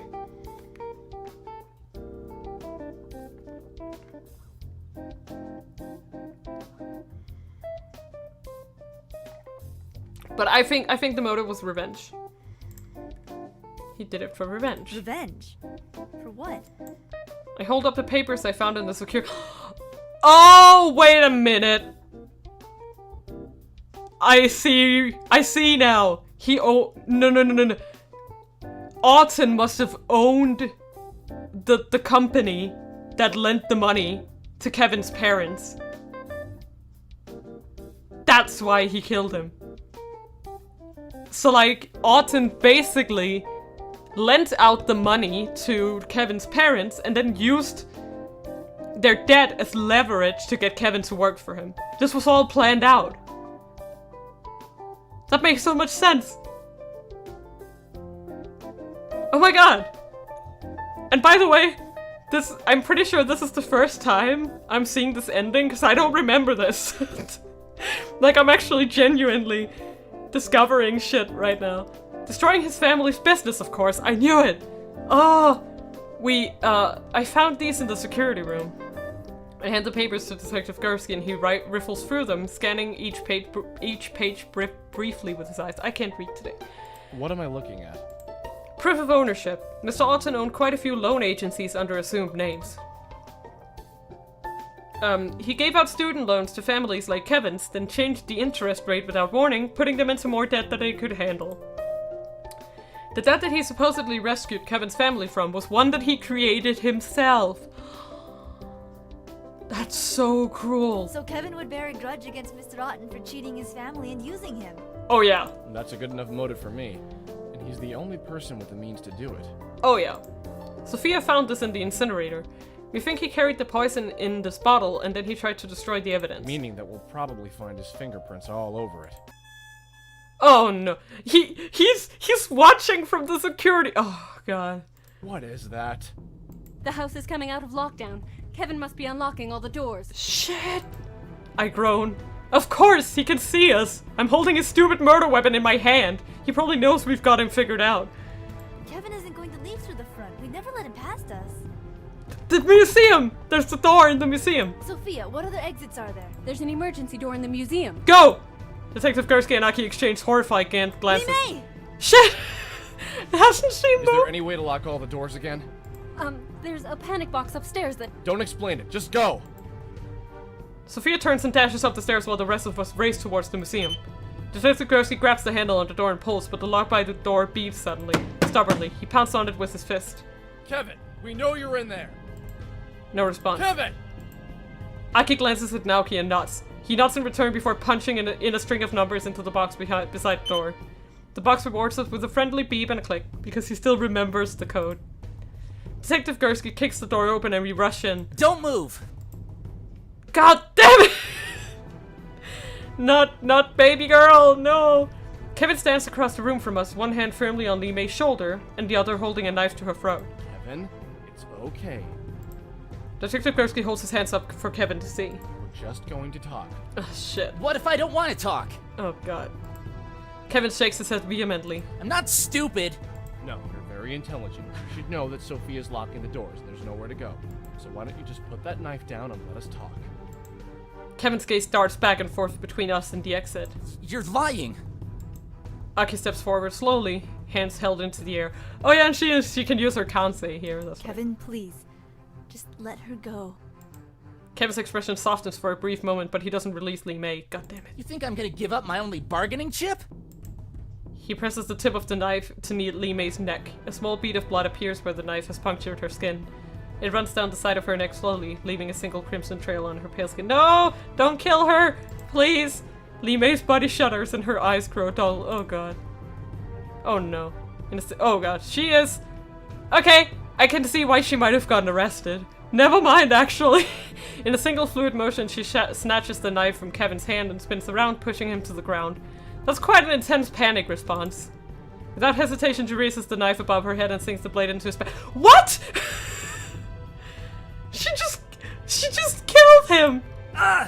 Did she just... Kevin stares at Lee May with muted disbelief. His entire body begins to shake and he collapses to the ground. What's going...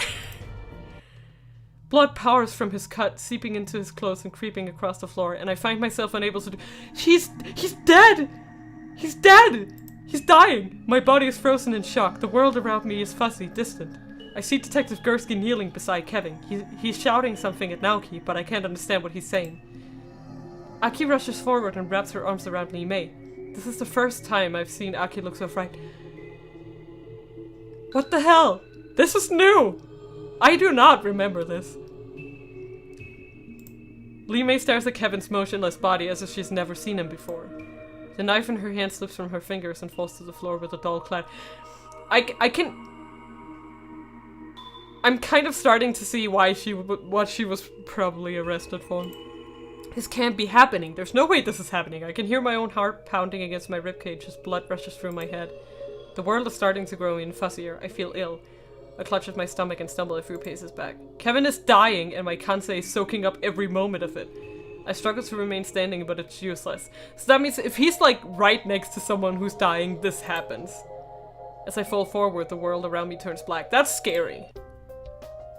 Ugh. I mean, at least we found the killer? Oh, okay.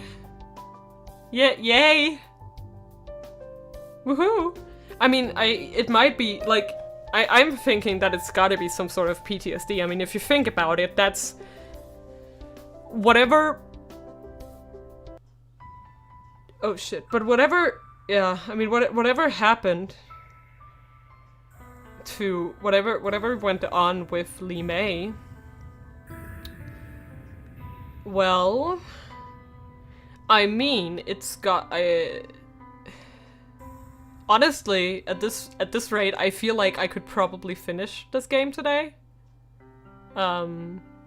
If we just go for the usual 3 hours.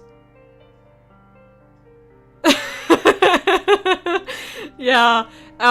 This is the second ending of the game. It's called the Find the Killer End.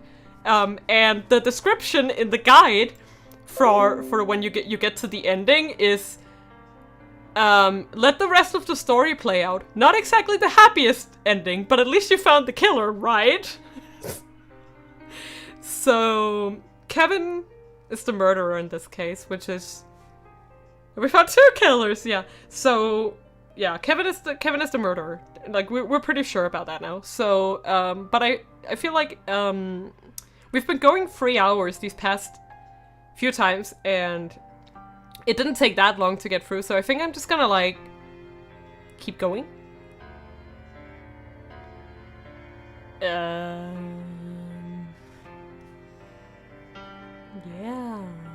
Let me just check something real quick.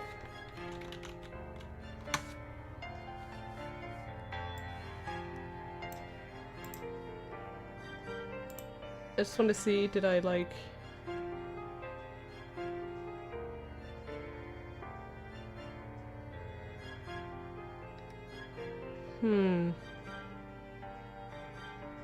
Well, let's see what happens. We should be able to get the true end now, I think. Maybe we should try starting from the beginning here. Okay. Because we can just skip here, so let's just... I'll just try. Just to be sure here. Like there's no reason. We might as well keep it safe. And as you can see, it goes very, very fast. It just goes! Oh, hi, Tato. It's going fine. So, I'm very sorry. Because we're gonna have to go by ourselves. So, now can you just man the heck up and go alone?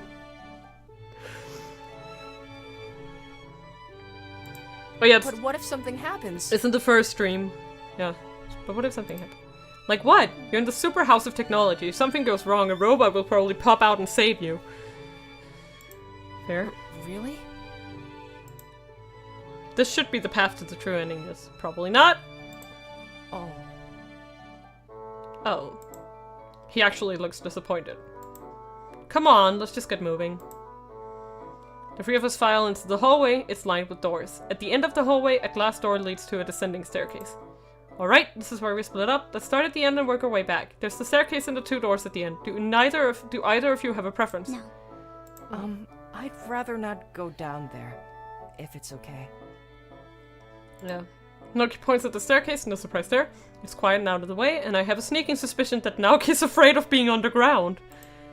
Huh, okay. Well, we take the door on the right this time.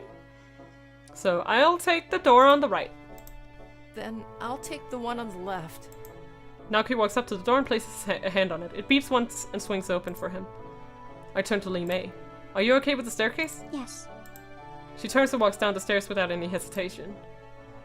I turn to my door and touch it gently. A small red light flashes and the door beeps quietly before swinging open silently. As I enter the room, I nearly walk into Marissa Klein. She looks surprised, as if I just caught her poking around where she shouldn't be. Oh, Kansei! I'm sorry about before. I just assumed you were Liam because you look like you're his age. It's fine. It's fine. It's not fine, but there's no point in telling her that. So what are you doing here? Not much, just exploring. No, I meant here, at Mr. Otten's place. You can't possibly be a business associate of his. Well, let's just be honest. I mean, we already know she's not the killer, so there's no reason to not. So let's just say, I can't exactly tell her that I'm his stock advisor now, can I? Let's just say I'm here for work. Work? What kind of work do you do? I guess I'm a special investigator. Marissa's eyes grow wide as she gazes at me in awe. Then we're the same! You and I are both people who try to uncover the truth. Okay, you know what? You know what? I'm actually warming up to Marissa a little more. I feel like I was a bit too mean to her. I apologize, Marissa. You're not that bad. She moves close and lowers her voice. She's a little much, but she's not that bad. So you're here to investigate Liam, aren't you? I knew it was only a matter of time before Mr. Otten got tired of his nephew's lies. Yeah, that's true. I mean, yeah. Just between you and me, I really think all those rumors about Liam are the least of what he's done. What the fuck? So, like, the dogfighting is not the end? That does not sound good. Funny. Back when she thought I was Liam, she said she didn't believe the rumors at all. Looks like she'll say anything to get what she wants. I mean, still, I'm curious to know what exactly this Liam guy has been up to, but I guess it's best to play along for now. Why do you say that? Do you have any proof? She frowns. Well, not yet. But I'm definitely going to find it. Yeah, she has like kind of a poker face That's going. the real reason I came here, you see. I want to see if this family has any dirty little secrets that I can expose. Huh. She puts her finger to her lips and winks. Once I write a hard-hitting article about all the stuff that's going on behind the scenes here, everyone will see what a great journalist I am. We could work together, you know. I'll even list you as one of my sources. It'll help your career, won't it? Please don't include my name! Ugh, what a two-faced woman. She seems like the sort of person who's used to lying to get her way. I don't like the thought of working with her, but it seems better than getting on her bad side, and it's probably best to keep an eye on her. I guess I should put on a happy face. Sure! Couldn't hurt to trade notes. He looks so unnatural, smiling like that. Oh my god. Ugh, smiling feels weird. Do I look as weird as I feel? Great! We can cover so much ground if we split up. I bet if we explore right now, we can find something good.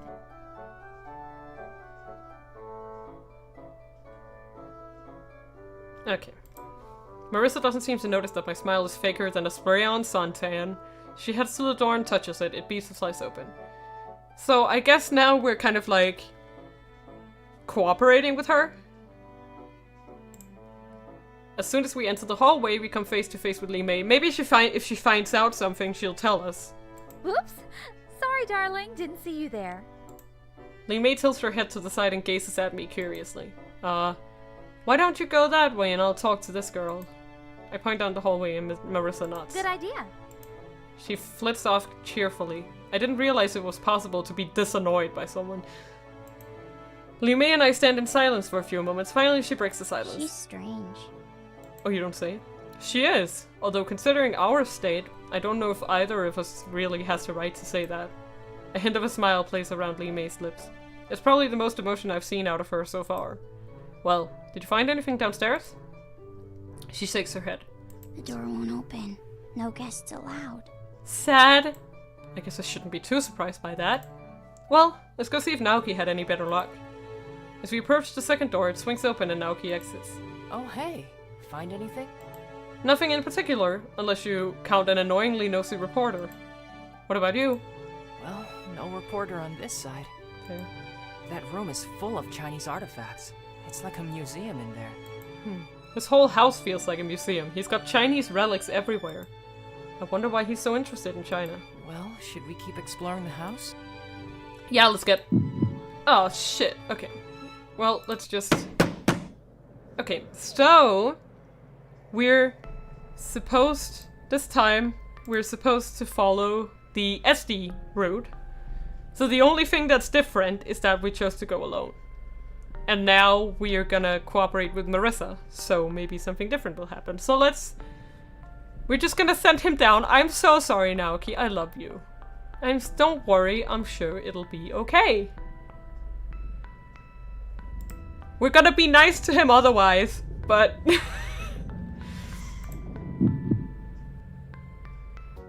Okay. There we go. So now we So, like, now we know about the vault again. So, let's just... Da-da-da-da-da. There's no consequences to this.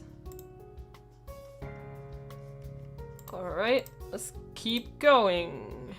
Okay, as I'm nearly run over by Kevin.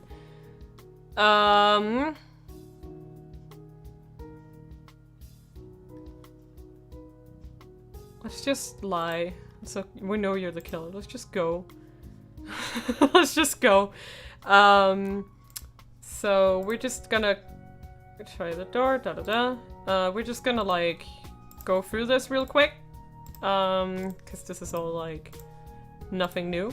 The only thing that's actually new on this route is kind of like the ending. So we're just gonna like move along and get everything. Here's the kitchen. We don't have no reason to lie to Sophia. She's a good person. What do you work for, Mr. Autumn? Does Mr. Autumn have some sort of vault at a bank? Come back later.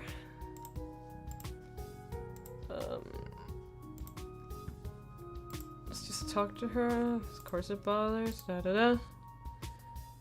Yeah, like no, like this isn't the same as the one we just played. It's the same as the one we played on Friday. So if you want to see what happens there, you can go back to that and just like, but essentially what happens here is that through Kevin, I think, we discover that the box in the background here, the one over to the right, is the vault, and Lee May helps us unlock it. And then we get an SD card. And that's the original SD end. Like, yeah. So, do you know much about the artifacts? Talk to you later. Let's just keep going.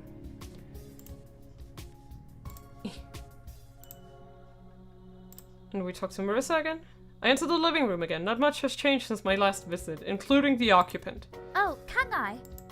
Did you find out anything about Mr. Auten or Liam? Oh, yeah, I'm not sure there's a tactful way to put this. Mr. Auten died. What? Are you kidding? No, we don't retain any memories. The only ones who know are me and you guys. Like, the characters don't know. No. Marissa stares into my eyes, searching me with a mixture of fear and panic. I stare back until the truth of the incident sinks in. Her expression changes slowly as she realizes that I'm not lying. Are you sure? What happened? Well, we think he was murdered. Murdered? I suppose that shouldn't come as much of a surprise. This is... Oh. That's why I came. I was hoping I'd be able to uncover something about what he might be doing. Well, we'll see, because... I write for a humanitarian blog dedicated to unearthing the hidden cruelties of this world. This is new, first of all. Now she's starting to, like, tell us shit, so this is new. We've covered everything from torturing prisoners of war to animal abuse. Yikes. So you're not really a reporter from Modern Trends? No, that part's true. I found that being a journalist for a magazine of fluff pieces puts people at ease. It's just that I also happen to run a blog that publishes a lot of humanitarian pieces. She smiles sadly at me. I guess it's my best attempt at being a hero. Like, I don't know. She's kind of like a little much, but I don't think she's a bad person. Okay. What sort of illegal shit was Mr. Auden doing? Oh, shit. This is also... Well, don't quote me on this, but I got a tip that he headed up a series of government-funded experiments conducted on unborn children. What the fuck? What? A group of women were asked to volunteer for a sleep study, but the study was just a cover to administer an experimental drug. That's insane. The effects weren't immediately evident, though. The drugs were meant to genetically alter any children that the women might have. Is this like relevant to all of the weird people? It's gotta be, right? Like this is the A plot. This is maybe this is us and like Aki and Naoki. The exact nature of the alteration is unknown, unfortunately. Most of the women suffered miscarriages, probably as a result of the drug. Or maybe not. I open my mouth, but no words come out. I can't even think of anything to say in response. Marissa watches me closely, trying to decipher my reaction. Finally, she continues her story. A little over 20 years ago, Most of these women were in college, struggling to pay for tuition. I mean, that does kind of add up. So if they're in college, they would all be adult-ish and probably have children. Not like either they maybe already were pregnant or maybe like got pregnant a few years later. That would add up with the timeline, because Aki and Naoki are 21 as far as I know, and the protagonist is 18, and his sister maybe was like a year younger than him or something like that. Something along those lines. Is that why Aki and Naoki's father? Who knows? Maybe we'll find out. Okay, so they were struggling to pay for... They were offered a large amount of money for participating in a sleep study, and they leapt at the opportunity. I can understand that. As the years passed, each discovered she was unable to have children. Oh god. Most couldn't even get pregnant, but several had miscarriages. One gave birth prematurely. The child only lived for 3 days. That's disgusting. And Mr. Autumn was behind all of this? He was definitely part of it. As far as I can tell, he was one of the people running the experiment. I don't know who ordered it or what his role was beyond that. And yeah, Aki and Naoki do like kind of look young, but they are 21. When I was looking up their voice actors, I also like I was seeing their profiles and stuff. And since they are twins, when I was looking up Aki's voice actor, I saw that it says she was 21, so she's 21 at this point. And the protagonist is 18, and I don't know how old Lee May is. Everything I have is circumstantial, though. I've tracked down the surviving women in the study, but unless I can find Mr. Otten with something, I have no real proof. That's fair. I take a deep breath. I don't want to believe that Marissa's right, but if she is... Surviving women? What do you mean? One of them died shortly after the study took place. Complications during birth. That's gotta be whoever Aki and Naoki's mother is. Right? No, they're fraternal twins. So they were... Yeah, like that's gotta be their mom. Like, she died in childbirth. That's gotta be her. The timeline fits almost perfectly. My head is swimming now, it's hard to focus. Are you alright? You don't look so well. Why does he react like this? I'm fine. I mean, that probably means that Kangai's mom was involved too. Right? Marissa touches my shoulder, but I brush her hand aside. It's nothing, I'll be fine. You have some rumors about Liam. We all know about this shit, okay. So as you can see, she is giving us information that we wouldn't otherwise have had. Okay. Let's just go... Doesn't seem to be anything relevant in here. No, Aki isn't a year older. No. Did I say that? I didn't mean to say that. They're not, no. They're the same age.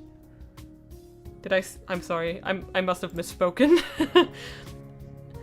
They're twins. They're fraternal twins. Okay. I'm working undercover. Know anything about Liam's nightlife? That's all for now. Come by. Yeah. Okay, so now we go talk to Gersk, I think. Let's go talk to Gersk. Oh, no. They're both 21. I think what I was talking about 20 is over 20, a little over 20 years ago, that experiment was conducted. So that would fit with whatever children were born right after the study ended would be 20 or 21 at this point. Yeah, that's what I think anyways. So I think that the woman who died shortly after was probably their mom. Most likely. This is what we ask about. Oh. That's a pretty... So, I heard that Mr. Auden was conducting genetic experiments on people. Nikolai's eyes widen. That's a pretty strong claim. Are you sure? Yeah, but I mean, we don't know about Lee May, but we can assume at this point that Lee May's mother was probably also in this sleep study. It also kind of makes sense now why they're all kind of different nationalities, because if you think about it, there are a lot of foreign students who come to the US or to another country to study, like in college and university.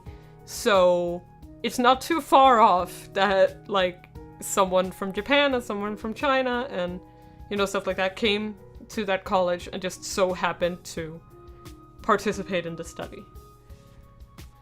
Okay, so, well, not exactly. I mean, I was talking with Marissa about it. She's got some pretty good evidence for it. Is that so? Oh, he does not like Marissa, I think. Yeah, I don't know all the details, though. This definitely warrants a closer look. I think I'll go speak with her about it. Okay. We can talk more about this later. Oh, damn. As I enter the lobby, Aki races down. This is all the same. Let's go talk to Kevin, because... Oh, Hey, Kansei. I hate you. Let's go. It's probably... Okay.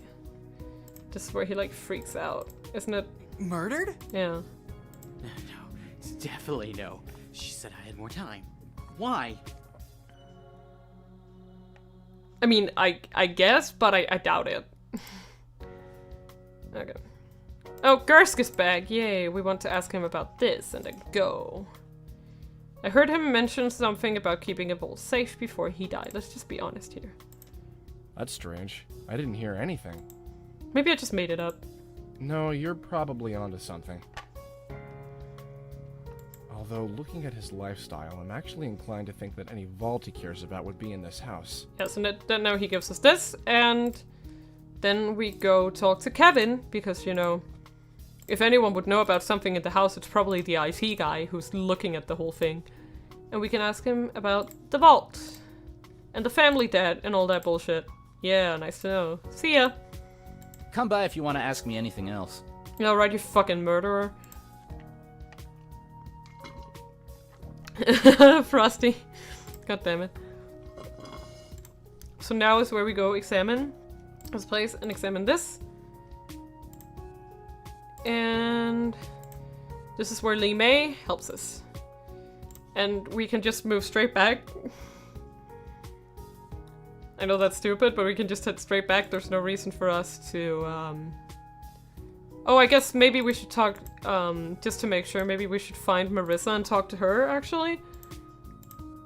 Oh, that was the wrong door. I am big stupid.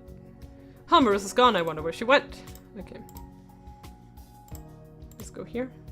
Oh, hello, Kansei. Did you need to... Marissa points at the stall. No, it's fine. I was just wondering what you were doing in here. Marissa frowns and begins to fidget. Well... Wait, do I want to know? It's nothing bad. She scans the room quickly with her eyes. I just needed a place where I could be private. You know, someplace where no one's watching. There are cameras all over this place, you know? So? She shivers. That's terrifying. Aren't you bothered by the fact that someone you don't know could be watching your every move at any point in time?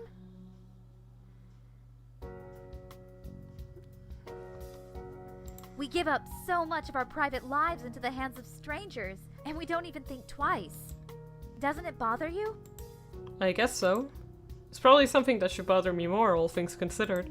Well, Mr. Otten at least had the decency to leave the restroom as a private area. I wonder how long that will last. So you came in here because you needed to be alone. I just needed some time to think without feeling like someone is watching me. I guess. I'll just leave you alone then. Yeah. Okay. Just wanted to make sure that there was no new info there, because that could have very easily been missed. So how's it going with the puzzle box? And this is where we go find the key, and we all know what that is. I think so, at least. Let's just save to make sure here. Find the key!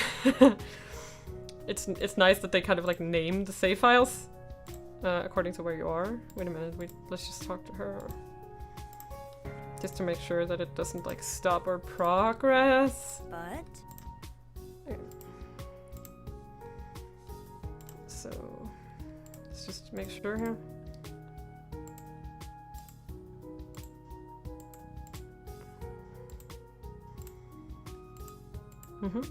Is this the key? Okay. Let's go to Lee May and give her the key. Oh! Okay. So, as soon as I touch the SD card, I hear a series of high-pitched beeps. Oh! The door bursts open and Kevin rushes in. I grab the SD card and stuff it into my back pocket before whirling around to face him. Kevin slams the door shut and spins around, jumping in surprise as soon as he sees me. Since when? He glances up at the camera mounted on the ceiling and lets out a frustrated sigh. Right.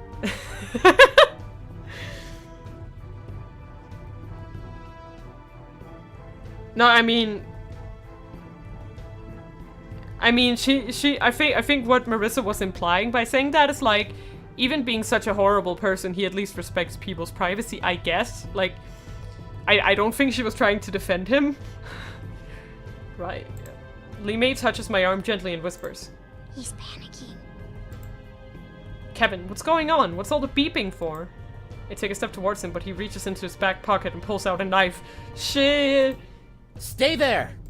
He rushes past me, keeping the knife pointed at my throat. With his free hand, he grabs Lee May and pulls her towards himself with a rough tug. Oh no! Not again! What are you doing? I move slowly away from Kevin, never taking my eyes off him. I have to get out of here! The door is locked. Not for long. He laughs, but it sounds more like a pained wheeze. We're coming out of a lockdown. In a few seconds, the doors will unlock, and I'll be home free. Something in my brain clicks. You're the one who poisoned Mr. Autumn. You're the only one who could have. Kevin laughs, a strange mix of fear and derision. Yeah, you're kinda slow to the party. Your friends already figured that out.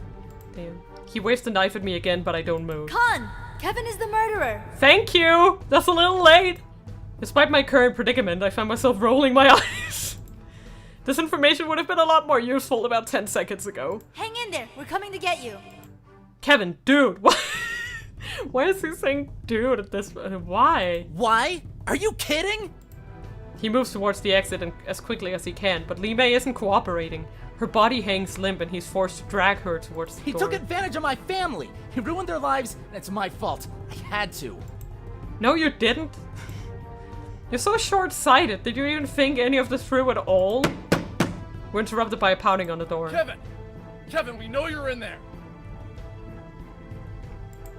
Kevin puts his finger to his lips, motioning for the two of us to be silent. Detective, he has a knife and he's got Lee May. Kevin glares at me. The pounding on the door stops. Did they give up? I hear soft beeping noise. Sounds like they're trying to override the retina detector. I don't think Kevin's noticed yet. Kevin moves slowly towards the exit, eyes darting between me and the door. I move towards Kevin, but his grip on Lee May tightens. Congai, don't. Lee May's voice is only a whisper, but the fear in her eyes looks more like concern for me than for her own well-being. Kevin stumbles a few paces back, dragging Lee May along with him. He's already breathing heavily. It's obvious he's not used to anything physically strenuous. Those nerd muscles, man. Still, the look in his eyes promises that he's not going down without at least attempting to put that knife in someone's chest. I take a step forward and he moves one step towards the exit. I take another step forward and Kevin swings the knife at me. It whistles through the air and I try to jump out of the way. My ankle twists under my weight and I stumble forward. Oof. Alex!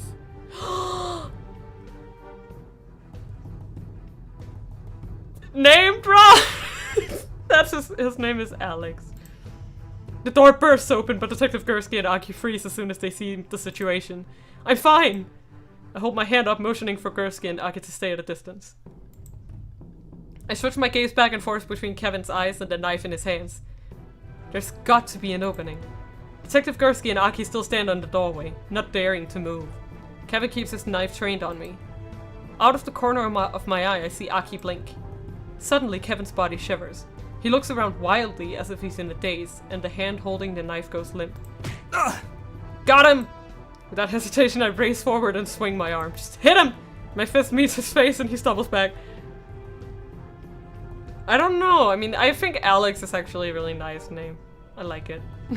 I don't know if it's just... He drops the knife and it falls to the ground with a clatter. He has those nerd muscles, you know. Detective Gursky moves in quickly, grabbing Kevin's free hand and expertly twisting his arm behind his back. He gives me a grudging smile. Not bad, kid. I release Kevin and allow Gursky to take over. As soon as I do, Lee May runs to me and takes my hand. Kevin? Yeah. I mean, I don't know a lot of Alexes. I think I know a few, but I mean, I know a lot of Alexanders, actually. I look down at her and give her a reassuring smile. It's okay, Kevin won't hurt you anymore. She smiles back at me. She looks grateful, but there's something about her eyes that still reflects fear. She's not afraid of Kevin though, so... If I can ask, she gives my hand a small squeeze. Thank you. Out of the corner of my eye, I see Aki watching the scene with a satisfied look in her eyes. I approach her and lean casually against the wall beside her. So, that little panic attack that Kevin had just a moment ago. You can thank me later. She flashes her usual confident smile. You know, you blink every time you do it, not very subtle. I poke her arm as if somehow that will help me get my point across. I'm not sure why I'm teasing her. I guess I'm curious to see her reaction. And you pass out every time you use your Kansei. Ouch. Yeah, she did kill him in the last ending, but my theory is that it was, you know how he kind of like pricked her so she started bleeding? I think that that's the trigger, personally. Like, that's what triggered that reaction in her, but he didn't do it in this one. He didn't actually pierce her skin with the knife. So I think that's why she could like stay herself. That's my theory. I don't actually know. That's just what I think. Okay, you have a point. I could teach you how to control it if you want. How to stay conscious. Oh, that's cool. Heck yeah. It'll take a while for you to get it right, but I get the feeling you'll be stuck with us for a while. I mean, I don't think he didn't. I don't think he did it deliberately last time. I think he was like panicking and his hand was like shaking when he was holding Li Mei, and that's why the knife touched her. I don't think he actually intended to kill her if he could get away without doing it. So... But yeah, that's what I think. She leans against the wall next to me. Her smile is softer now, more genuine. I hope you don't mind. I laugh and shake my head. No, I don't mind. I tilt my head back and gaze thoughtfully at the ceiling. After all these years of running, it might be nice to finally take a break. Ay. I mean, that also might be it. But I think it was more that Aki managed to like, that Aki managed to step in before he did so. And do whatever the heck it was she did. I think there's the after end credits. I just want to make sure that there's nothing new. The trip to the Auden estate was only yesterday, but somehow it feels like it's been longer than that. Maybe it was the hours of interrogation from the police that came after Aki and Detective Gursky solved the case. Or maybe it was the uncomfortable atmosphere when Aki and Detective Gursky actually had to share credit for solving the case. Chance? Where? I didn't see. What?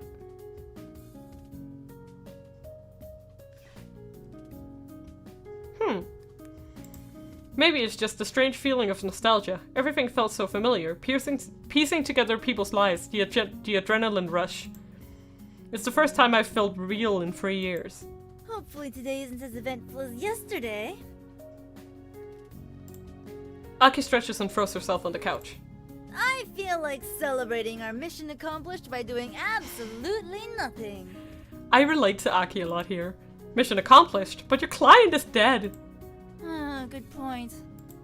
Well, either way, we don't have any work today. We might as well enjoy it.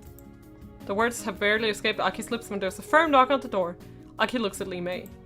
The petite girl runs to the door and stands on her toes to peer through the eye hole. When she turns around, she doesn't look pleased. Detective. I don't think Li Mei likes him that much. Great. Aki takes her time unlocking the door. Finally, she makes a great show of opening it. Well, hello, Miko. What brings you to this corner of the world? Oh, I don't know. I guess I just assumed that you want to know what happened with Kevin. What happened? We found his prints on the bottle that Sophia brought us. Oh. Once we showed him, he pled guilty. He added liquid nicotine to Mr. Otten's cognac and simply waited for him to drink it. Oh, that sounds it. When you showed up that day, Mr. Otten had a panic attack, and he went to the bottle for comfort. will end up killing him instead. Oh, damn, that's so sad. What's going to happen to Mr. Otten's estate now? Hard to say. Technically, it belongs to Liam, but we're having trouble finding him. What the hell is going on? Why? Where'd he go? He ran off during all the confusion. Guess he didn't want to be arrested for his own crimes. Oh yeah, I guess the dogfighting did get... Aki looks severely displeased. So he's still out there somewhere? Don't worry, we'll find him. He smiles pointedly at Aki. We always do. She flashes him her trademark grin. You don't have to tell me, officer. Gursky laughs. Well, I'll be seeing you kids around. Try to stay out of trouble, okay? Anything you say, sir.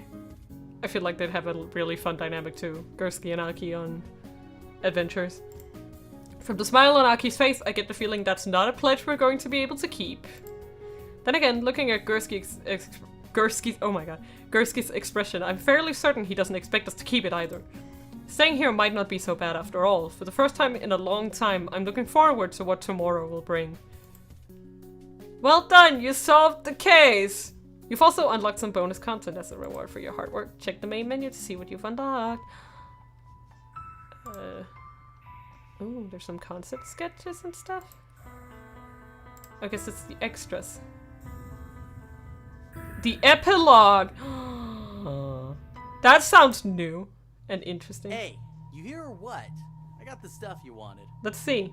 No, we don't watch DSD, but we got an epilogue. Let's see what's happening. I'm here. No need to shout, Liam. I didn't want to say anything. I knew that Chance appeared, so I was just kind of like staying silent until she did. There she is. Yeah, whatever. This is all I could get. I kinda had to sneak out the back before the police arrested me too. What did I tell you about staying out of trouble? There she is. Are you gonna lecture me now or something? It's not like I could have gotten anything else anyway. That Detective Gursky insisted on keeping most of these papers as evidence. Evidence? How did he even find it in the first place? He didn't. That Kansei kid found it. Kansei?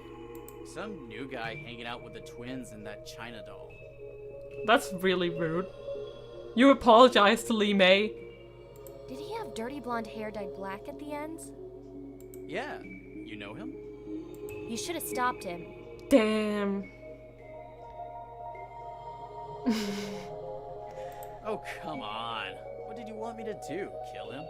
Yes, it's what I would have done. Yeah, it is what she would have done. She did it. Well, as you and Father are so fond of pointing out, I'm not like you. Oh, they're related. Oh, shit. They do kind of look alike, don't they? Huh. Pity, really. Well, at least you finally managed to do your job. How many years did it take you again? Oh, don't even start. I did what you told me to do. So you'll leave me alone now, right? You're free to go. Go enjoy the rest of your pitiful life, Liam. This is really interesting. I wonder who their father is. There's not much left of it after all. Damn, bro. Oh, shit. Okay. Well. Let's just see.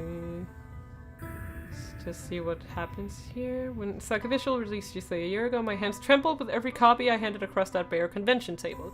I didn't know what would happen. Would anyone like it? Was it even any good? It's been an incredible year since then. You guys have shown so much enthusiasm for Jisei and its world, and I'm completely floored by how much support you guys have shown for all the team members who worked on it. You guys got me through some tough days and some long nights. Now that Kansei is complete, my hands are trembling again. I'm excited. I can't wait to share what we've been working on these past months. Beatrice has been an incredible partner in creating these characters in this world, and her art gives the characters a depth that I only imagined. Mark has once again brought in beautiful music that gives this world depth, and again I owe my life to all the voice actors who gave the characters life. And of course, I am eternally thankful to you, the detective. This world exists for you. This story is yours. Kansei means empathy, but still spelled differently, it also means complete. That is correct. And we don't know if Chance has Kansei. There's a possibility she does. We don't know. Without you, the story would never be told, and the mystery would never be solved. Thank you for joining us and making Kansei complete. I just thought I'd check it out. Okay, so that was Kansei. Well, I guess we did get to meet Chance again.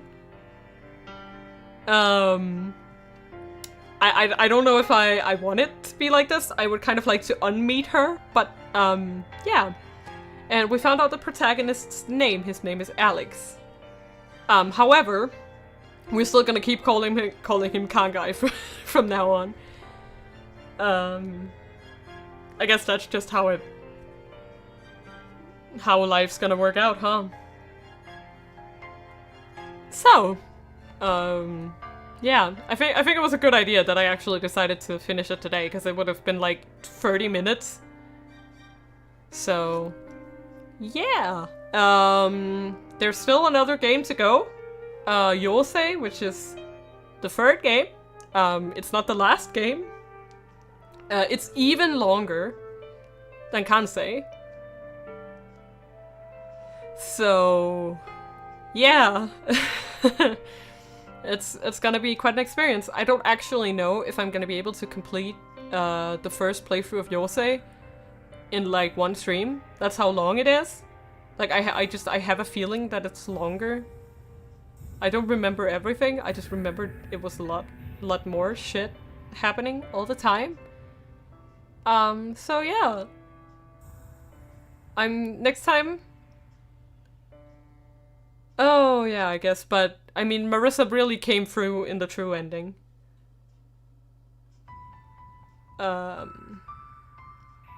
So and she told us a lot of, yeah, it turns like she gave us a lot of information that was very useful. And who knows what happened. I mean, considering that Chance was sent out by presumably her father to steal these documents about the research, it's probably safe to assume that whoever their dad has a vested interest in hiding the truth of that research. So, yeah. I don't want to meet Chance again, to be honest. And we kind of have to assume at this point that Chance might have killed Liam after the ending. I mean, I don't know if it's Autumn's. Yeah, oh yeah, you're right. I mean, but unless the whole nephew thing was like all a lie. I mean, we don't know how true that was, you know? Like, I don't know. It might have been Autumn's brother, but it's gonna be interesting to see where it goes. But I think I'm probably gonna end it here for tonight, and we're gonna be back with Yousei in a few days. I might just start on Tuesday again, depending on how I'm feeling. So we'll see. And it was nice seeing you all, and I hope you'll be here next time. So, bye-bye!